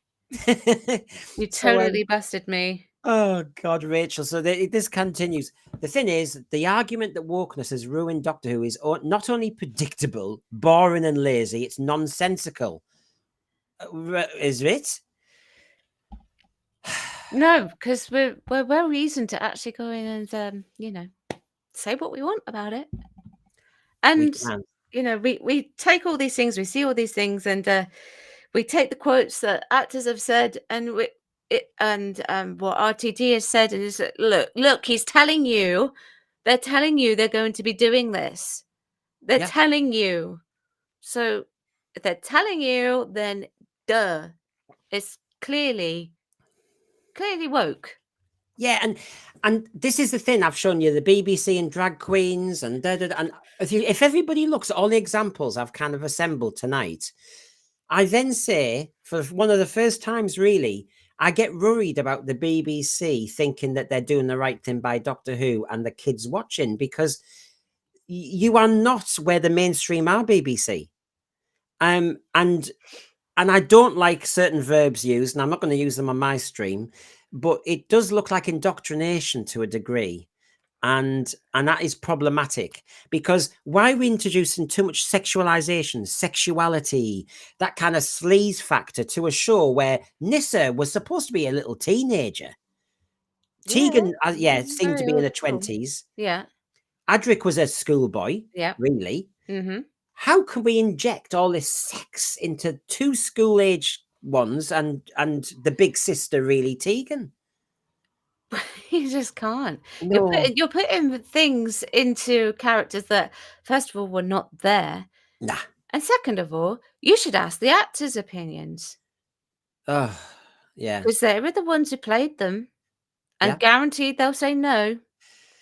And the last one, everybody, on this element. Didn't you know that Doctor Who has always been progressive and inclusive? Now, I know because Rachel's done some reviews with me, and never mind her own ones, when quite rightly Rachel will say there were no female actors in that whole story. So, I mean, so inclusive? Not always. I mean, Doctor Who's been ahead of lots of programs, but I know I have been. I'm trying to remember which ones they are. Deadly Assassin, you weren't pleased with in a way because it's mostly a male cast. Yeah. Yeah. It is. Great Doctor Who story, but it's not inclusive. No, it's not. No. Great Doctor Who story, not inclusive. Absolutely right. Yeah. 100%. So again, Radio Times, no. It's always been progressive and inclusive. Well, actually, I wish I could say Doctor Who was amazing. Not all the time. In fact, the criticism angled against Doctor Who has often shown why we need its inclusivity. Now, this bit, Rachel, I don't know what you thought. I thought, oh, you are really having your cake and eat it. The sexism we saw when Jodie Whittaker was cast shows we need a female doctor. No, no, no, no, no. The No. criticism wasn't because she was a woman per se. It No. was because you were changing the character. Yeah. The racism, I have not seen racism about Shruti Gatwa. I've not seen it either. No, no. So, I'm so not saying there wasn't, but I've not seen it. I'm sure there'll have been some because there's the human race and Yeah. everybody's covered, unfortunately. But you see, this is it. The rage now is it's sexism when we're angry about Jodie Whittaker being a doctor. It's nothing to do with canon being broken. If we don't like the 15th Doctor, and I take the mick out of it on all my blooming review shows, that's racist. No, it's not. It's me saying you've completely changed the character. So now I'm silenced and cancelled as an ist because they don't like me criticizing somebody who's got a different coloured skin. I've never said anything and I'm not interested. And of course, the fugitive Dr. Joe Martin does a lot better. Yeah. This argument is trying to silence us, shut us up, and put us in our place again. Yeah, it's not going to work, is it? I'm going to carry on. I don't care. Well, the bottom one there is laughable. I'll just have to say again. I don't know how many times I've had to say I'm gay. The homophobic complaints against the gay. I know. I'm like me and Bill Potts. Plot twist. Oh, I tell you what, there's going to be a stream of the puppet. Me and Bill Potts in the TARDIS looking at each other, going, "No, nah." It didn't happen. So me going mad, and I remember one of my streams midday on a Sunday when I went absolutely mad about Rogue, like a lot of us did. But I really, but I'm gay. Maybe I wanted to see more of that. Surely I needed to see that represent. No, I did not. But that doesn't mean I'm homophobic. It just means I don't want my Doctor Who wrecked. Yeah. No, it doesn't. It doesn't. You just want it presented to you as Doctor Who and just be able to enjoy it. You don't need, any of this. I don't want to look, because it wasn't even a romantic story like a soap opera might do very well over many episodes. This was lust. Did we need a female? Yeah, that was lost. You're absolutely right. Sorry, I've just holding my own thought. Did we need a female Doctor? No. Did we need the Doctor to have a gay kiss? No. Do we really need the Doctor to kiss anyone? No. Do we need to be bothered about whether the Doctor's black or white? I thought we'd moved on from that. No. The Doctor had been white because it started in the 60s and the country looked very different. Very different to what it is now. Yeah. I mean, if we're doing this representation DEI bingo, I mean, I think the next Doctor will be Chinese, and the next Doctor, and before you know it, there'll never be another white Doctor again, and then that'll make it look stupid. I just think the whole thing is mad, and I get sick of this. And actually, on one of my streams this week, I think it was the Bigenerates one, everybody wants me to play DEI bingo in the next series, and I'm thinking, oh my god, or was it Woke bingo? I think it was. Woke bingo. Okay, what would that entail? Well, we just make a list before the series comes back. So I've got 6 weeks to do it, where we list all the things we are expecting. So songs, a Eurovision tie-in with the Juno, that there'll be some patronizing stuff about maybe not pronouns, but about trans, about, you make your list. Okay. Yeah. So we can do that. We can do that. Now, Rachael this was a special request. I mean, Rachel's truthful. She gets on with her streams and works. And we have this lovely arrangement to do on a Friday. But the thing is, she did want to talk about this. I've talked about it a little bit on my 2 shows so far. So I'll let Rachael have first dibs on this one, because you don't want to get bored with me. But it's about Jodie. Okay? Good old Judy.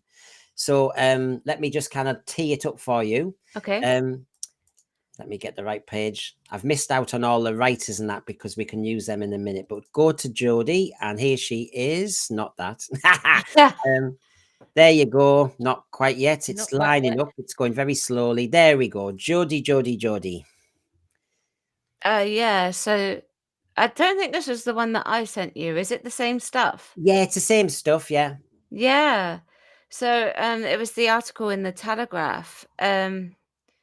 I found that rather intriguing, because I saw a lot of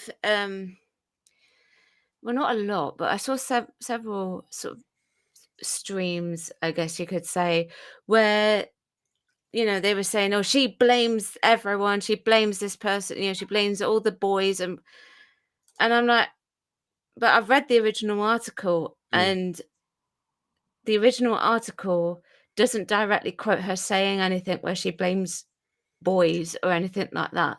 Not directly.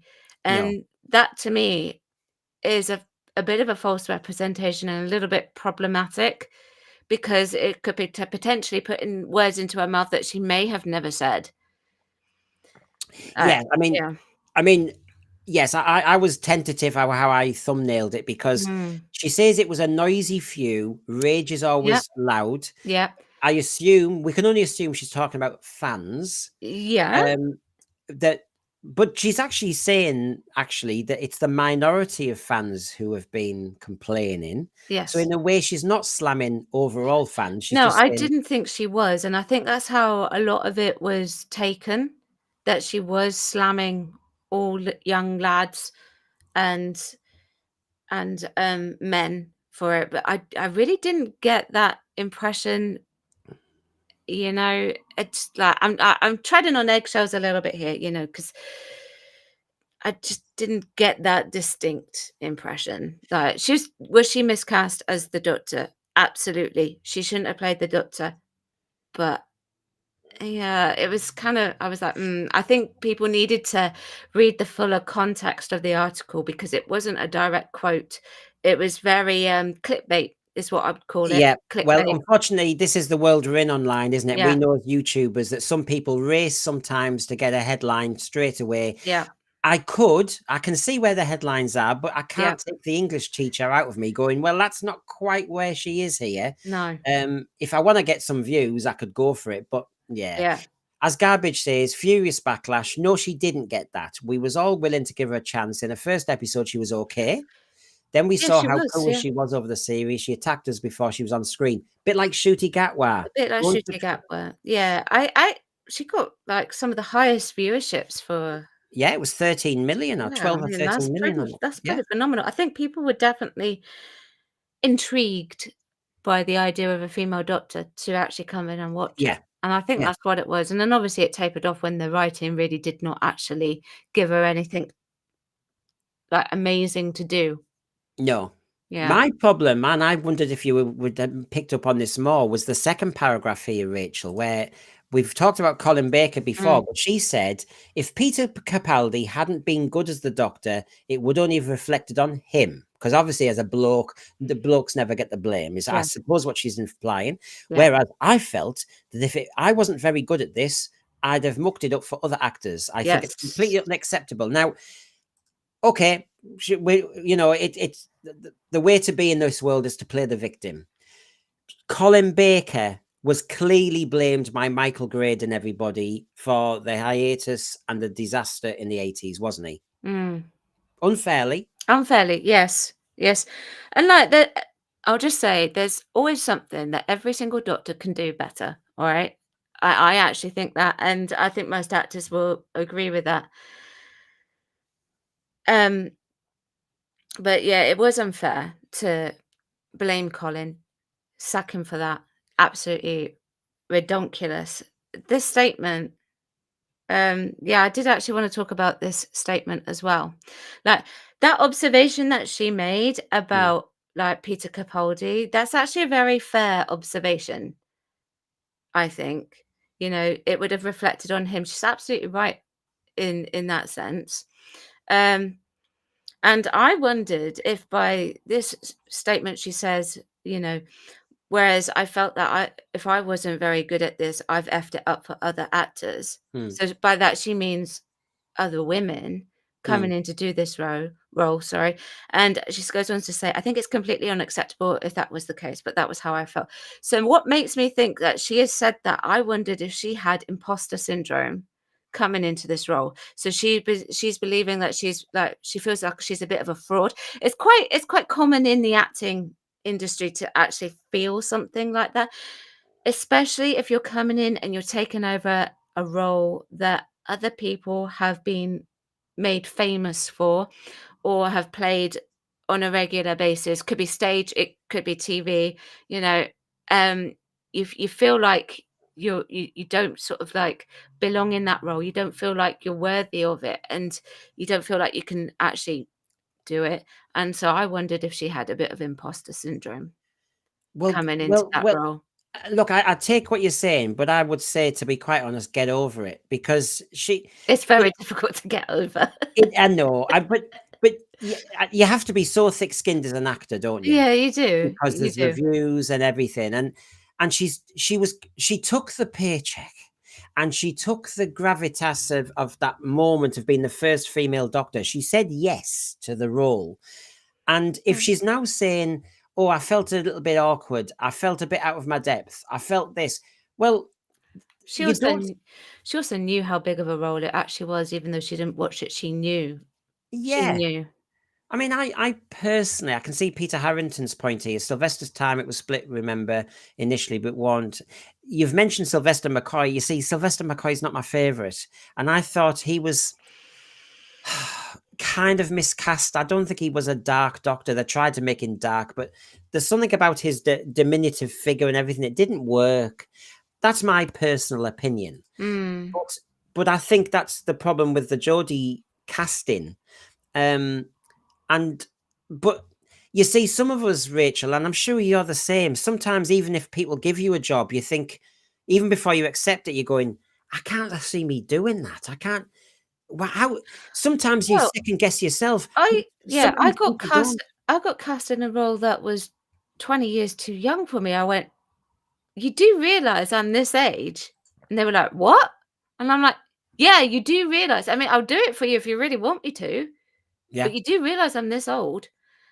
And I felt like I didn't belong in it.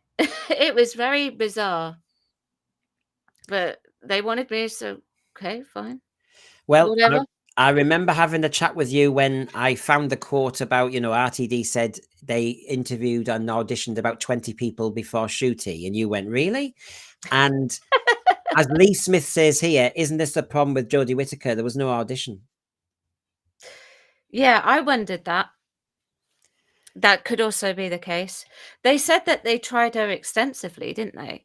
Though. Yeah, I think they did some screen testing, yeah. Yeah, yeah. But that's at most. And that's different, isn't it? That's just getting it right. Yeah. That's But that's the whole point of auditioning someone is to wheedle out the ones that don't fit the character quite well enough. yeah, That's the whole point, and then actually find the person who does. When you get called into a casting room, okay, it's a huge honor because there's something that the casting director and the production team see in you that could potentially make that role. And that's how, they wheedle it out. It's not because 'cause you're bad, right? They wanna see you because you've got something. yeah, Wow. yeah. And yeah, and Farsight, and we had some lovely, well, better news about your dad. I won't go to town because I know it'll be a long thing. Sylvester was brilliant, and I saw James say, Duncan, sorry, say the same thing. And yes, I said what Mm. I said. It's my truth, but I understand. Let's face it. That you're biased about Sylvester. He's my doctor, and that's good. That's good. And I like meeting Sylvester. I've got no problem with that. It's just he wasn't my doctor. That's it. What's that guy from C to Alpha? Chibnall's a good writer when he's a supervisor. Unsupervised, he's like a kid with ADH on a sugar high. But that makes you wonder then, you really do need to bring it back to producer Yeah, and scripts, don't you? yeah, totally. Um, but yeah, I mean, that was what I thought about the Jodie statements, imposter syndrome. Well, So, look, you're a female actress. She yeah. goes on about this in this part of the interview. She says, she almost touches on the Peter Davison territory when he talks about boys need a role model in sci-fi, and she goes, it's never been questioned that I had to look up to men. So it was fascinating that for some, we women could not be role models. The doctor is still the doctor, but also I was playing an alien. I'm glad she recognized it was an alien. My gender was not the issue. Oh, yes, it was, because you and Yaz were supposed to be getting off in that double bed. Which they only did because some fans suggested it. Yeah. So they pandered to it. It just came out the blue. I don't know what was worse in that era, and there was quite a bit, but I found that moment when did Ace fall and the TARDIS doors opened and then she fell onto the double bed that happened to be in the console room. What happened there? Mm, Yeah. Now, I know tricky. everybody, Planet of the Daleks, there was a bed in the corner. John Pertwee had his coma there, but we've never seen the bed since. No. And it wasn't a double bed. That would have been problematic. But yeah, this thing about role models. Now, obviously, I'm a male saying this, so of course, I've been the kid that got the cream. But did you ever feel this, Rachel? Um, I kind of understand what she means. Um, like she's right by the statement, never been questioned that we have to look up to men. Yeah. You know, I had to look up to my dad a lot when I was a child, and then on TV there was a lot of men in heroes roles, so you know there was them to base it from. Um, so I kind of understand what she means. But It, in today's world, we have more of that representation. But the other thing was, Rachel, is when we were talking about skin colours a bit and that earlier, that they're going for simplistic labels when actually you're a woman and I'm a man. I think we're allowed to say that, are we? But the thing is, within that, there's so many different women and so many different men that to seek representation for Mm. my version of me, no, you just go for whatever characters on TV. But I But don't need to see me. if you want to get really pedantic, like, and put it down to the knuckle, with the representation of who you had to look up to, with regards to something like Doctor Who, the companion is nearly always female. So you would have had Yeah. the companion. Um, in Um, Star Wars, you used to have it was originally Princess Leia, and then of course, they introduced that character like Rey. So eventually over time it obviously had more characters, but with Doctor Who, it was generally a female companion. You didn't need to gender swap. And actually, Peter Davison is right in that respect. They shouldn't have gender swapped the Doctor because, well, the young lads, who would they have to look up to? It was kind of getting into his territory a little bit of the Well, cancellation. like you said about the companion, isn't it funny? The companion tended to be a human, and so the female represented humanity, whereas I, as a little lad, could argue, well, where was I represented? He's an alien. Adric. Oh Although you yeah, would have been a yeah, bit older then, wouldn't you? yes. Sorry. I found that I know Adric's not everyone's favourite. I don't mind Adric. Adric's fine, but I know he's not everyone's favourite. yeah, no, Turlo. certainly not mine. Taylor, oh my god, another school kid. Sorry. Okay. No, there was the Gary Lucy in Mark of the Rani. I quite discovered when I yeah. was younger. I went, oh, okay, Um, but it wasn't Adric. Oh my god! I was hoping the Yeah. Marsh Spiders would finish him off. And also, with the representation, you've also got, well, I know Rani's a bit difficult, but there was the Rani.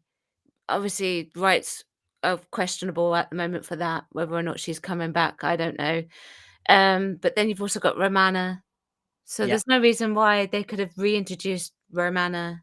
I'm sure they've got the rights to Romana, you yeah, know. yeah. Paul Stenterford. There are plenty of female role models from entertainment historically. For example, Ripley, Sarah Connor, Ah, yeah, Supergirl. that's it. I was trying to remember one of the names, and it was Ripley. Yeah, Ripley, I mean, that's 79 Alien, isn't it? And that's a that long was time. an outstanding sci-fi role model, much better than Princess Leia. What? Yeah, true. Actually, wasn't that wasn't Gary Oldman in it? Was it Alien?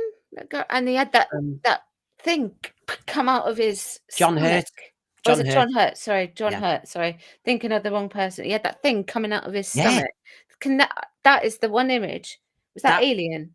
yes. And that was good old Sigourney Weaver Yeah, and I don't dressed remember much about Alien except for that bit. well, she was dressed down. She was in combat. She was all sweaty. It was not a glamorous role. No, it Um, wasn't. And you had that great moment in Aliens when she says, "Come here, you be," which He gave in Space Babies almost a similar vibe, didn't he? Tried to. Interestingly, with Ripley was originally written for a man, but they changed it. It's I if yeah. have I got that correct? I think I've got that correct. It was written for a man, but they decided to go with Sigourney Weaver. I think I'm correct. Please tell us, everybody. I know it was Ridley Scott from Hartlepool who directed it, but there you go. The talents of Wayne Cheyenne. Do we need to be represented, though? I've never seen it as that important myself. Whether Nah, not really. And of course, my argument, as I'm sure Rachel's, goes deeper than this, which is whether you see a male or female representation on TV, are they working class?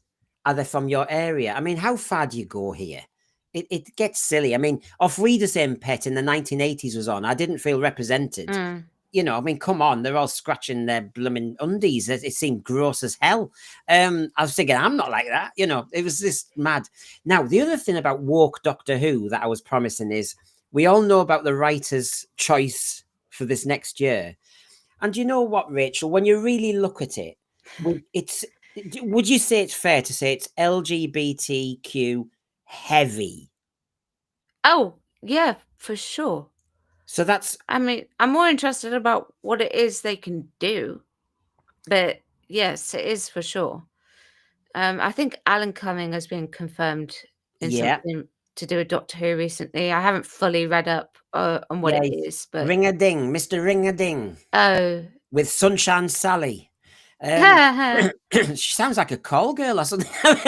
Sunshine Sally. right, darling, I'm Sunshine Sally. How are I know. you? Again, it sounds EastEnders. I'm Sunshine Sally. I charge £5. I'm cheap. Honestly. So you've got the Juno Dawson thing. We still don't know. But when you know, Doctor Who being woke is its savior was the Radio Times article. And then, of course, you had, yeah, how woke do we go? Because we all know the killer paragraph here from Inua Ellams was that the Doctor's a refugee, don't you know? And, you know, it's all about good immigrants and all the rest of it. And you think, this is killing Doctor Who, actually. Yeah.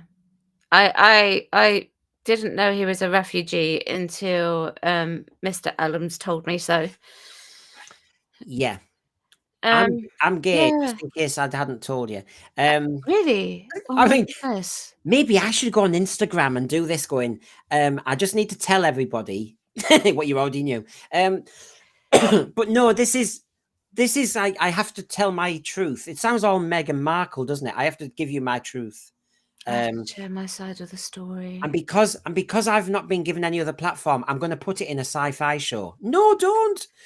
You know, we've already had You don't need refugees, so to. Space Babies were refugees. Oh, Have we done the refugee story now?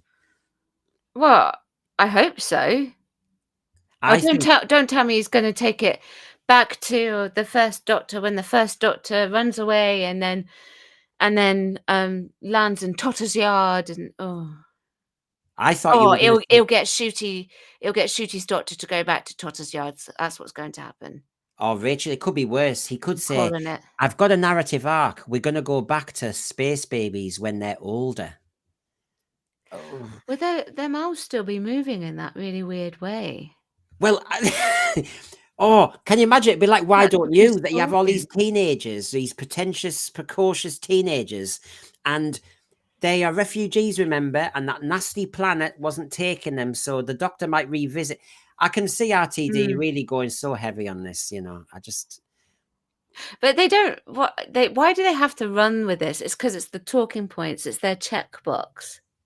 Well, They're meeting the diversity quota. it's what makes them authentic, and it's actually what makes them famous because that's all that's left. David Tennant has to do. I'm into trans. I think that you know why. I have to talk about this because he doesn't say I'm an interesting person. We were saying this today in the detox. We were saying you used to have Peter Ustinov on Parkinson. You used to have Anthony Quayle. You used to have some of the top actors who actually had lived and been in the Second World War and done other things. And they had very interesting stories to tell. They'd lived. Now actors seem to have to say, you know, I have a virtue. I have an issue. And you're thinking, you're boring as, you're bland as, and actually that virtue will soon be dumped if something happens. Yeah, absolutely. But yeah, I've never heard of this person. That's not me being slightful, you know. But like I say, if I've taught English for blooming 30 years and I've not heard of him, that's a bit of a fascinating one, isn't it? Because he's a poet and everything else. I've been watching Doctor Who since I was 10. It's about a displaced refugee from a war-torn planet who arrives on Earth with a screwdriver. You know, I mean, God, it sounds like a Sorry. naff inspector. He's got to be talking about the Chris Eccleston Doctor there, because the first one didn't even have a screwdriver. No, well, it sounds like a celestial Inspector Gadget, the way It he does, talks. yeah. Sounds rubbish. Heather, space baby refugees arrived with a load of crap that they were spreading, and I bet it took them a while to assimilate. Nobody wanted to talk to them, they stunk. Yeah. Oh God. So if this is what's saving Doctor Who, this is what's gonna push me almost to the exit door, Rachel. And then did you see this about Christopher Chung? No? He's in season 2, don't you know? He plays a character called Cassio, right? Right. He was in Slow Rivers or something like that. I've got it. Okay. Anyway, Russell Davies has put down nuke the place from orbit. So happy to get Chris on board. He's playing a tough trooper who finds himself. What Oh, does that mean? He's well. gay? Oh, no. Do you think it might be soap opera again? I think Shooty's going to be flirting with him. So maybe they couldn't get Jonathan Gruff back. Yeah. And so Maybe. they get Christopher Chung. Because this morning in the detox, everybody was saying he's got big lips. My God. Yeah, he has got big He's lips. he's But he's pouting. kind of pouting, isn't he? Yeah. So, oh God. My thin lips look bigger when I pout. I think you should have a session pouting, Rachel. The Queen of the Walk pouting. Here we go. Remember when I used to have you dancing at the end of the show? Oh, Mm. come on. There you go. Strike a pose. I could do it. Here you go.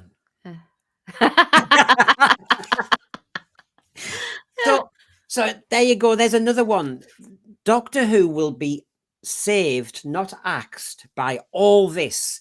The DEI selection of writers, a character who's a space trooper who finds himself. Oh, that really interests me. Oh, that so excites me, Rachel. Not me. That's like going back to Star Wars and one of those little stormtroopers, and they take their helmet off and they have a cup of tea and they say, "Do you know what? I've always struggled with my masculinity." You think, "Oh wow, what a story!" Yeah, I mean, I can imagine this selling out the cinema seats. Not Yeah, that it's going on in the cinema. George Lucas. It's not going on in the cinema, is it? It better not be. I mean, George Lucas, you missed a trick. You could have had a little stormtrooper who couldn't live with the toxic masculinity of being with all the other stormtroopers. What a story! How space age would that be? How boring! How tedious! Oh, How yeah. EastEnders! And Luke Skywalker's gay. No. Really? With Bill I Potts saw that. and me. Wait, We're Bill having, Potts is gay? She's a well, lesbian? I approached her and she wasn't having any of it. Oh, So really? I think that's what happened. Yeah. So it was me who made a hole in it. I went bang, clear off then. And that was the end of her. She had to be turned into a Cyberman. Alternative story. Garbage. I don't watch Doctor Who for the guest stars or other actors. Yes. Same. Garbage. Don't you dare say something radical like stories. I watch it to be entertained. Why are all these articles keep telling us who is writing the stories and who is in there? I just don't care. I agree. We know too much about backstory and nonsense. The Times finds himself more emotional introspection. It's Star Trek Discovery. As I said, there's a laser behind you. But for a moment you say, Doctor, thank you for making me realize who I am. Thank you, Doctor. And the Doctor cries and goes, oh, well, you know. You think that's going to be a very teary story for Shooty?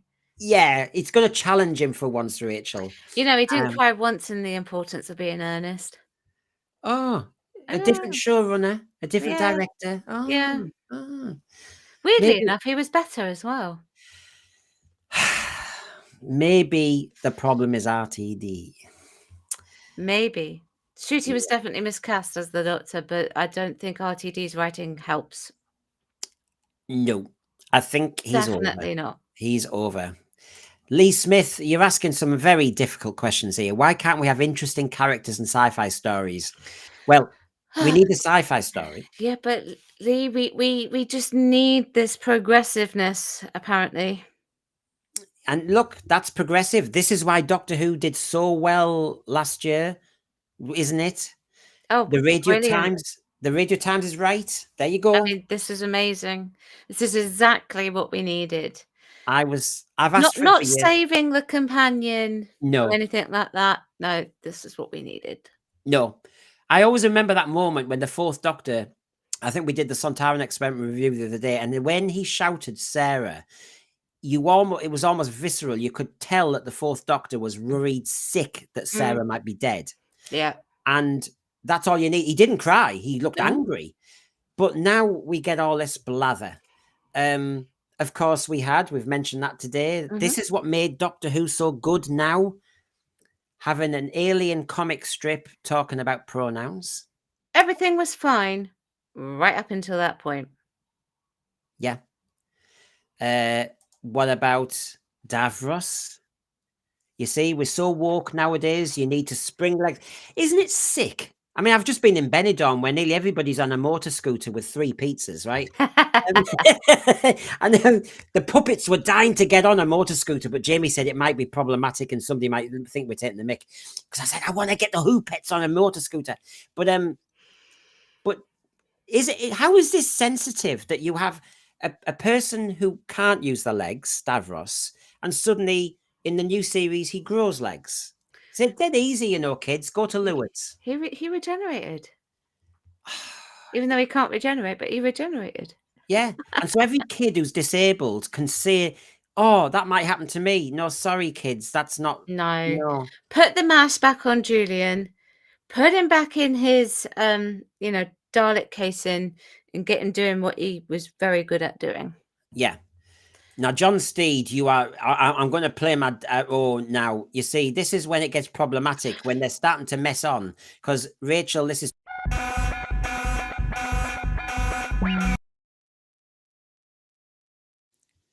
That was naughty, John Steed. I fear that the Master will return and fall in love with the Gatwa Doctor. That's... No. No, I will stand in protest. No. I'll shit in very protest. Naughty. Very naughty. Can I ask you a question? Yeah. All right, Julian Bleach. Okay, as soon as we've got him here on the screen, we might as well talk about him. Right, okay, so obviously we saw him as Davros, made up as Davros, very much acted like Davros. Could compare him quite easily to the classic Davroses as well. Do you think as soon as they took the makeup off, the mask off, and his, deformed body off and put him back on his legs, do you think his character portrayal actually changed? I felt as though he was. I think he could have been the twin of Nida. I just suddenly felt as though he'd been somehow diminished. His iconic status was evaporated. He was just another archetypal villain with that kind of semi-Nazi look.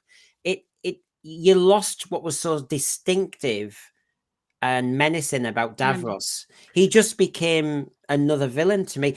To be honest, Rachael, if you think about some of the James Bond movies, he could have been Inspector.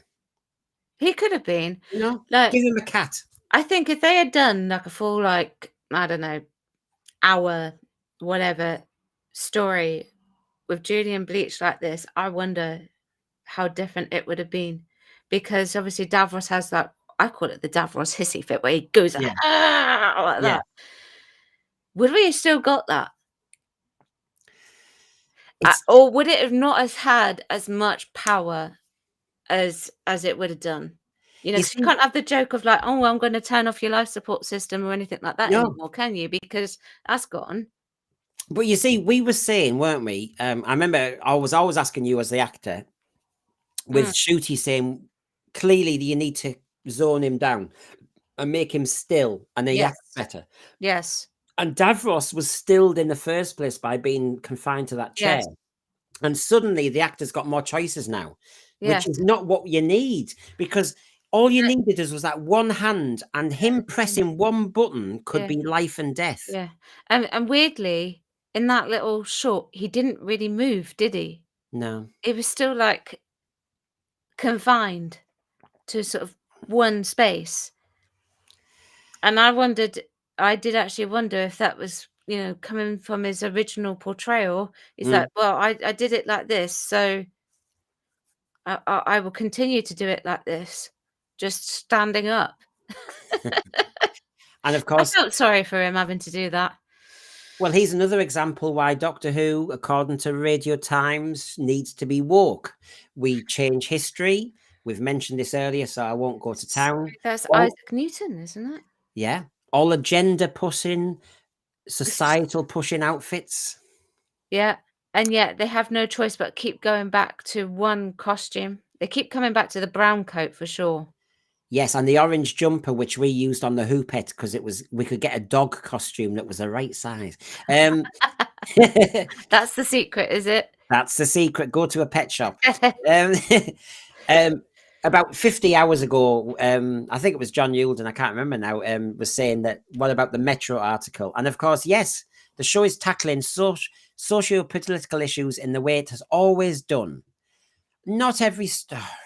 For every Curse of Peladon, you had one that didn't. Yeah. It's been home to LGBTQ characters for decades. Has it though? Well, LGBTQ hasn't existed for decades. No. So that's actually, in a way, a logical mess. I mean, yeah, but not on the screen. You may have had actors who were LGB, but obviously closeted because obviously of the time period. But yeah. So yeah, but of course we all know that this person is notorious for how they defend Doctor Who, Yeah. and of course Doctor Who needs to be woke, says the Radio Times, and one of the wokest elements in Doctor Who ever was seeing all those different timeless children. That is the worst storyline ever for Doctor Who. Didn't you think it was beautiful to see the No. United Nations all as the Doctor? No. I hated it. Sorry, I really hated the Timeless Children. You see, it's a bit like when you watch ITV adverts. There was a moment when, because you kept seeing all these different versions of the Doctor, I just thought we are just doing DEI tick lists gone mad. Yes. And it made me cynical, and it made me kick back on it. So it wasn't a clever move. It made me push back on this. I was really hoping, really hoping that she had just fallen into some alternate universe and it had gone horribly wrong. Yeah. That's what I was hoping, because that was just absolute ridiculous. And Joe Martin as the first Doctor? Nah.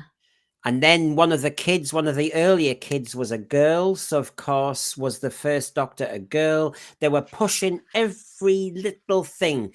And then I think this whole Timeless Children thing came around because Chibs, as I like to call him, Chibs had an issue with William Hartnell. How dare he? It doesn't. He's not a fan of the William Hartnell Doctor, is he? Well, that's like me saying I never don't like got the that Sylvester McCoy Doctor, but I'm not going to write a script and write the seventh Doctor out of Doctor Who. Oh no, why would you? I mean, No. it's just taking it away from him. Yeah. Yeah, Sylvester, you suck. No, he doesn't suck, by the way. Yeah. That's just a joke. He's a hobbit. He's a hobbit. Yeah, he's Radagast.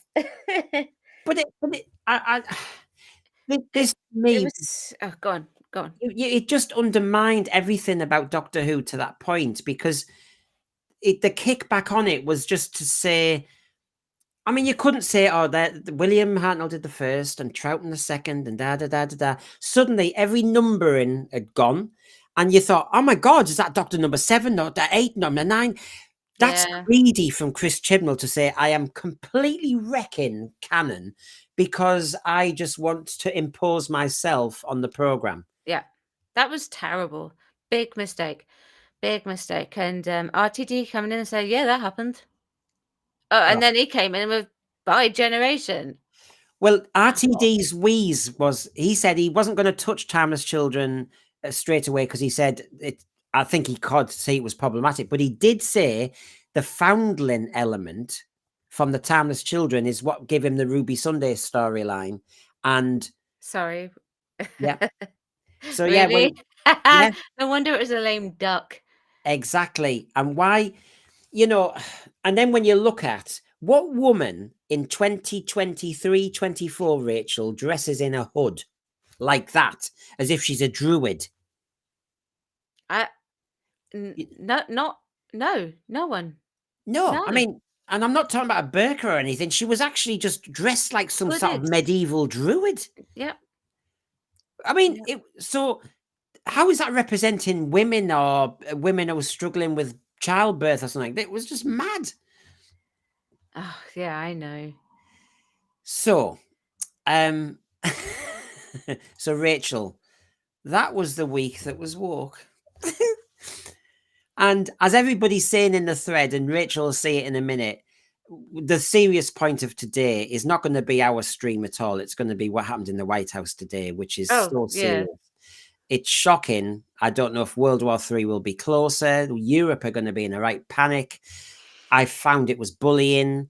And while we're talking about inclusivity, sci-fi and everything, in the real world, whether RTD likes Trump or not, or David Tennant likes Trump, what happened today was a shocker. And is quite dispiriting and upsetting, actually. And I have to kind of put that in the context, because when you watch this, it's so irrelevant and compared to what's just happened over there. Yeah, I'm going to have to catch up because that all sort of like happened, like just as I got back from work or something, wasn't it? So yeah, I Yeah, need to and find out what was going on there. it's not good news for the world. That's No, not what we want. And any I, country that's getting picked on, I mean, I'm sorry, but any parent who sees their child picked on, yeah, or if you see a country getting picked on, you don't want them to be rounded on. It's, no, not really. you know, when I was teaching about bullying, you don't say, well, the bully, you have to, you know, sorry, the one getting picked on, you deserve it. Mm. No, you do not deserve it. And neither should you be patronized and hectored. Honestly, I'll be fascinated what you think, Rachel. I thought there was a hectoring of Zelensky as if it was somehow Ukraine's fault that they were invaded. I just could not believe it. I'll have to watch it and catch up on it. Well, watch Mm. Zelensky's face, because I couldn't have kept my mouth shut and he couldn't. It was a row Yeah. because he was getting patronized, and I felt so sorry for every Ukrainian who was willing on a deal, and Mm. now they see that apparently America's going bye-bye. But it's okay. Zelensky can come back with his tail between his legs, and I think if he says sorry and he does 200 lines of saying I'm sorry, I think Trump will forgive him. That is Oh, awful. Oh, sorry, I don't mean to laugh. It's just the analogy. it is awful. It Yeah. is awful. Anyway, that's the reality, everybody, and you know it, and people are saying, and I know people have got issues about Zelensky. It's a country under an awful lot of pressure. And in the Yes. Second World War, if America treated us like this, wow, Yeah. awful. You know, we're human, and people are getting picked on Yeah. and killed. And I was Mm. hoping for better than that. But anyway, everybody, thank you, Rachel, for your time. Thank And you. gosh, um, Mm. we'll do it again. That was We the will. week that was woke. And I'm going to go and lie down somewhere now, I think.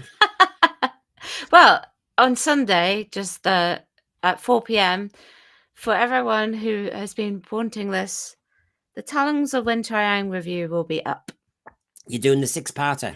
Oh yeah, I've watched it, I've written it, and it's not recorded yet, but it will be up on Sunday. So Give if me you a want a detox, give us one teaser, a snippet before you start, which is, come on then. Is it a problem showing it now regarding Wench I Am? it'd be fine to show it now. I don't think it would have to be a problem, but obviously there'll be people who have issues with it. But I don't see the issue with showing it now. No, I think it's an outstanding story, Mm. outstanding characters, and Yeah, it's a 4-parter with a 2-parter at the end. It's brilliant. yeah. And I didn't care about the rat the first time round. I didn't. Everybody, please like and subscribe. There's 2 channels beaming now. Like and subscribe to us both and see us again. And obviously, I want to remind everybody, as Rachel's Sunday at 4, Sunday at 6, we're live and we'll go from there. But thank you, Rachel. Oh, thank you, Brendan. Thank you, chat. See you, everybody. Bye-bye. Bye.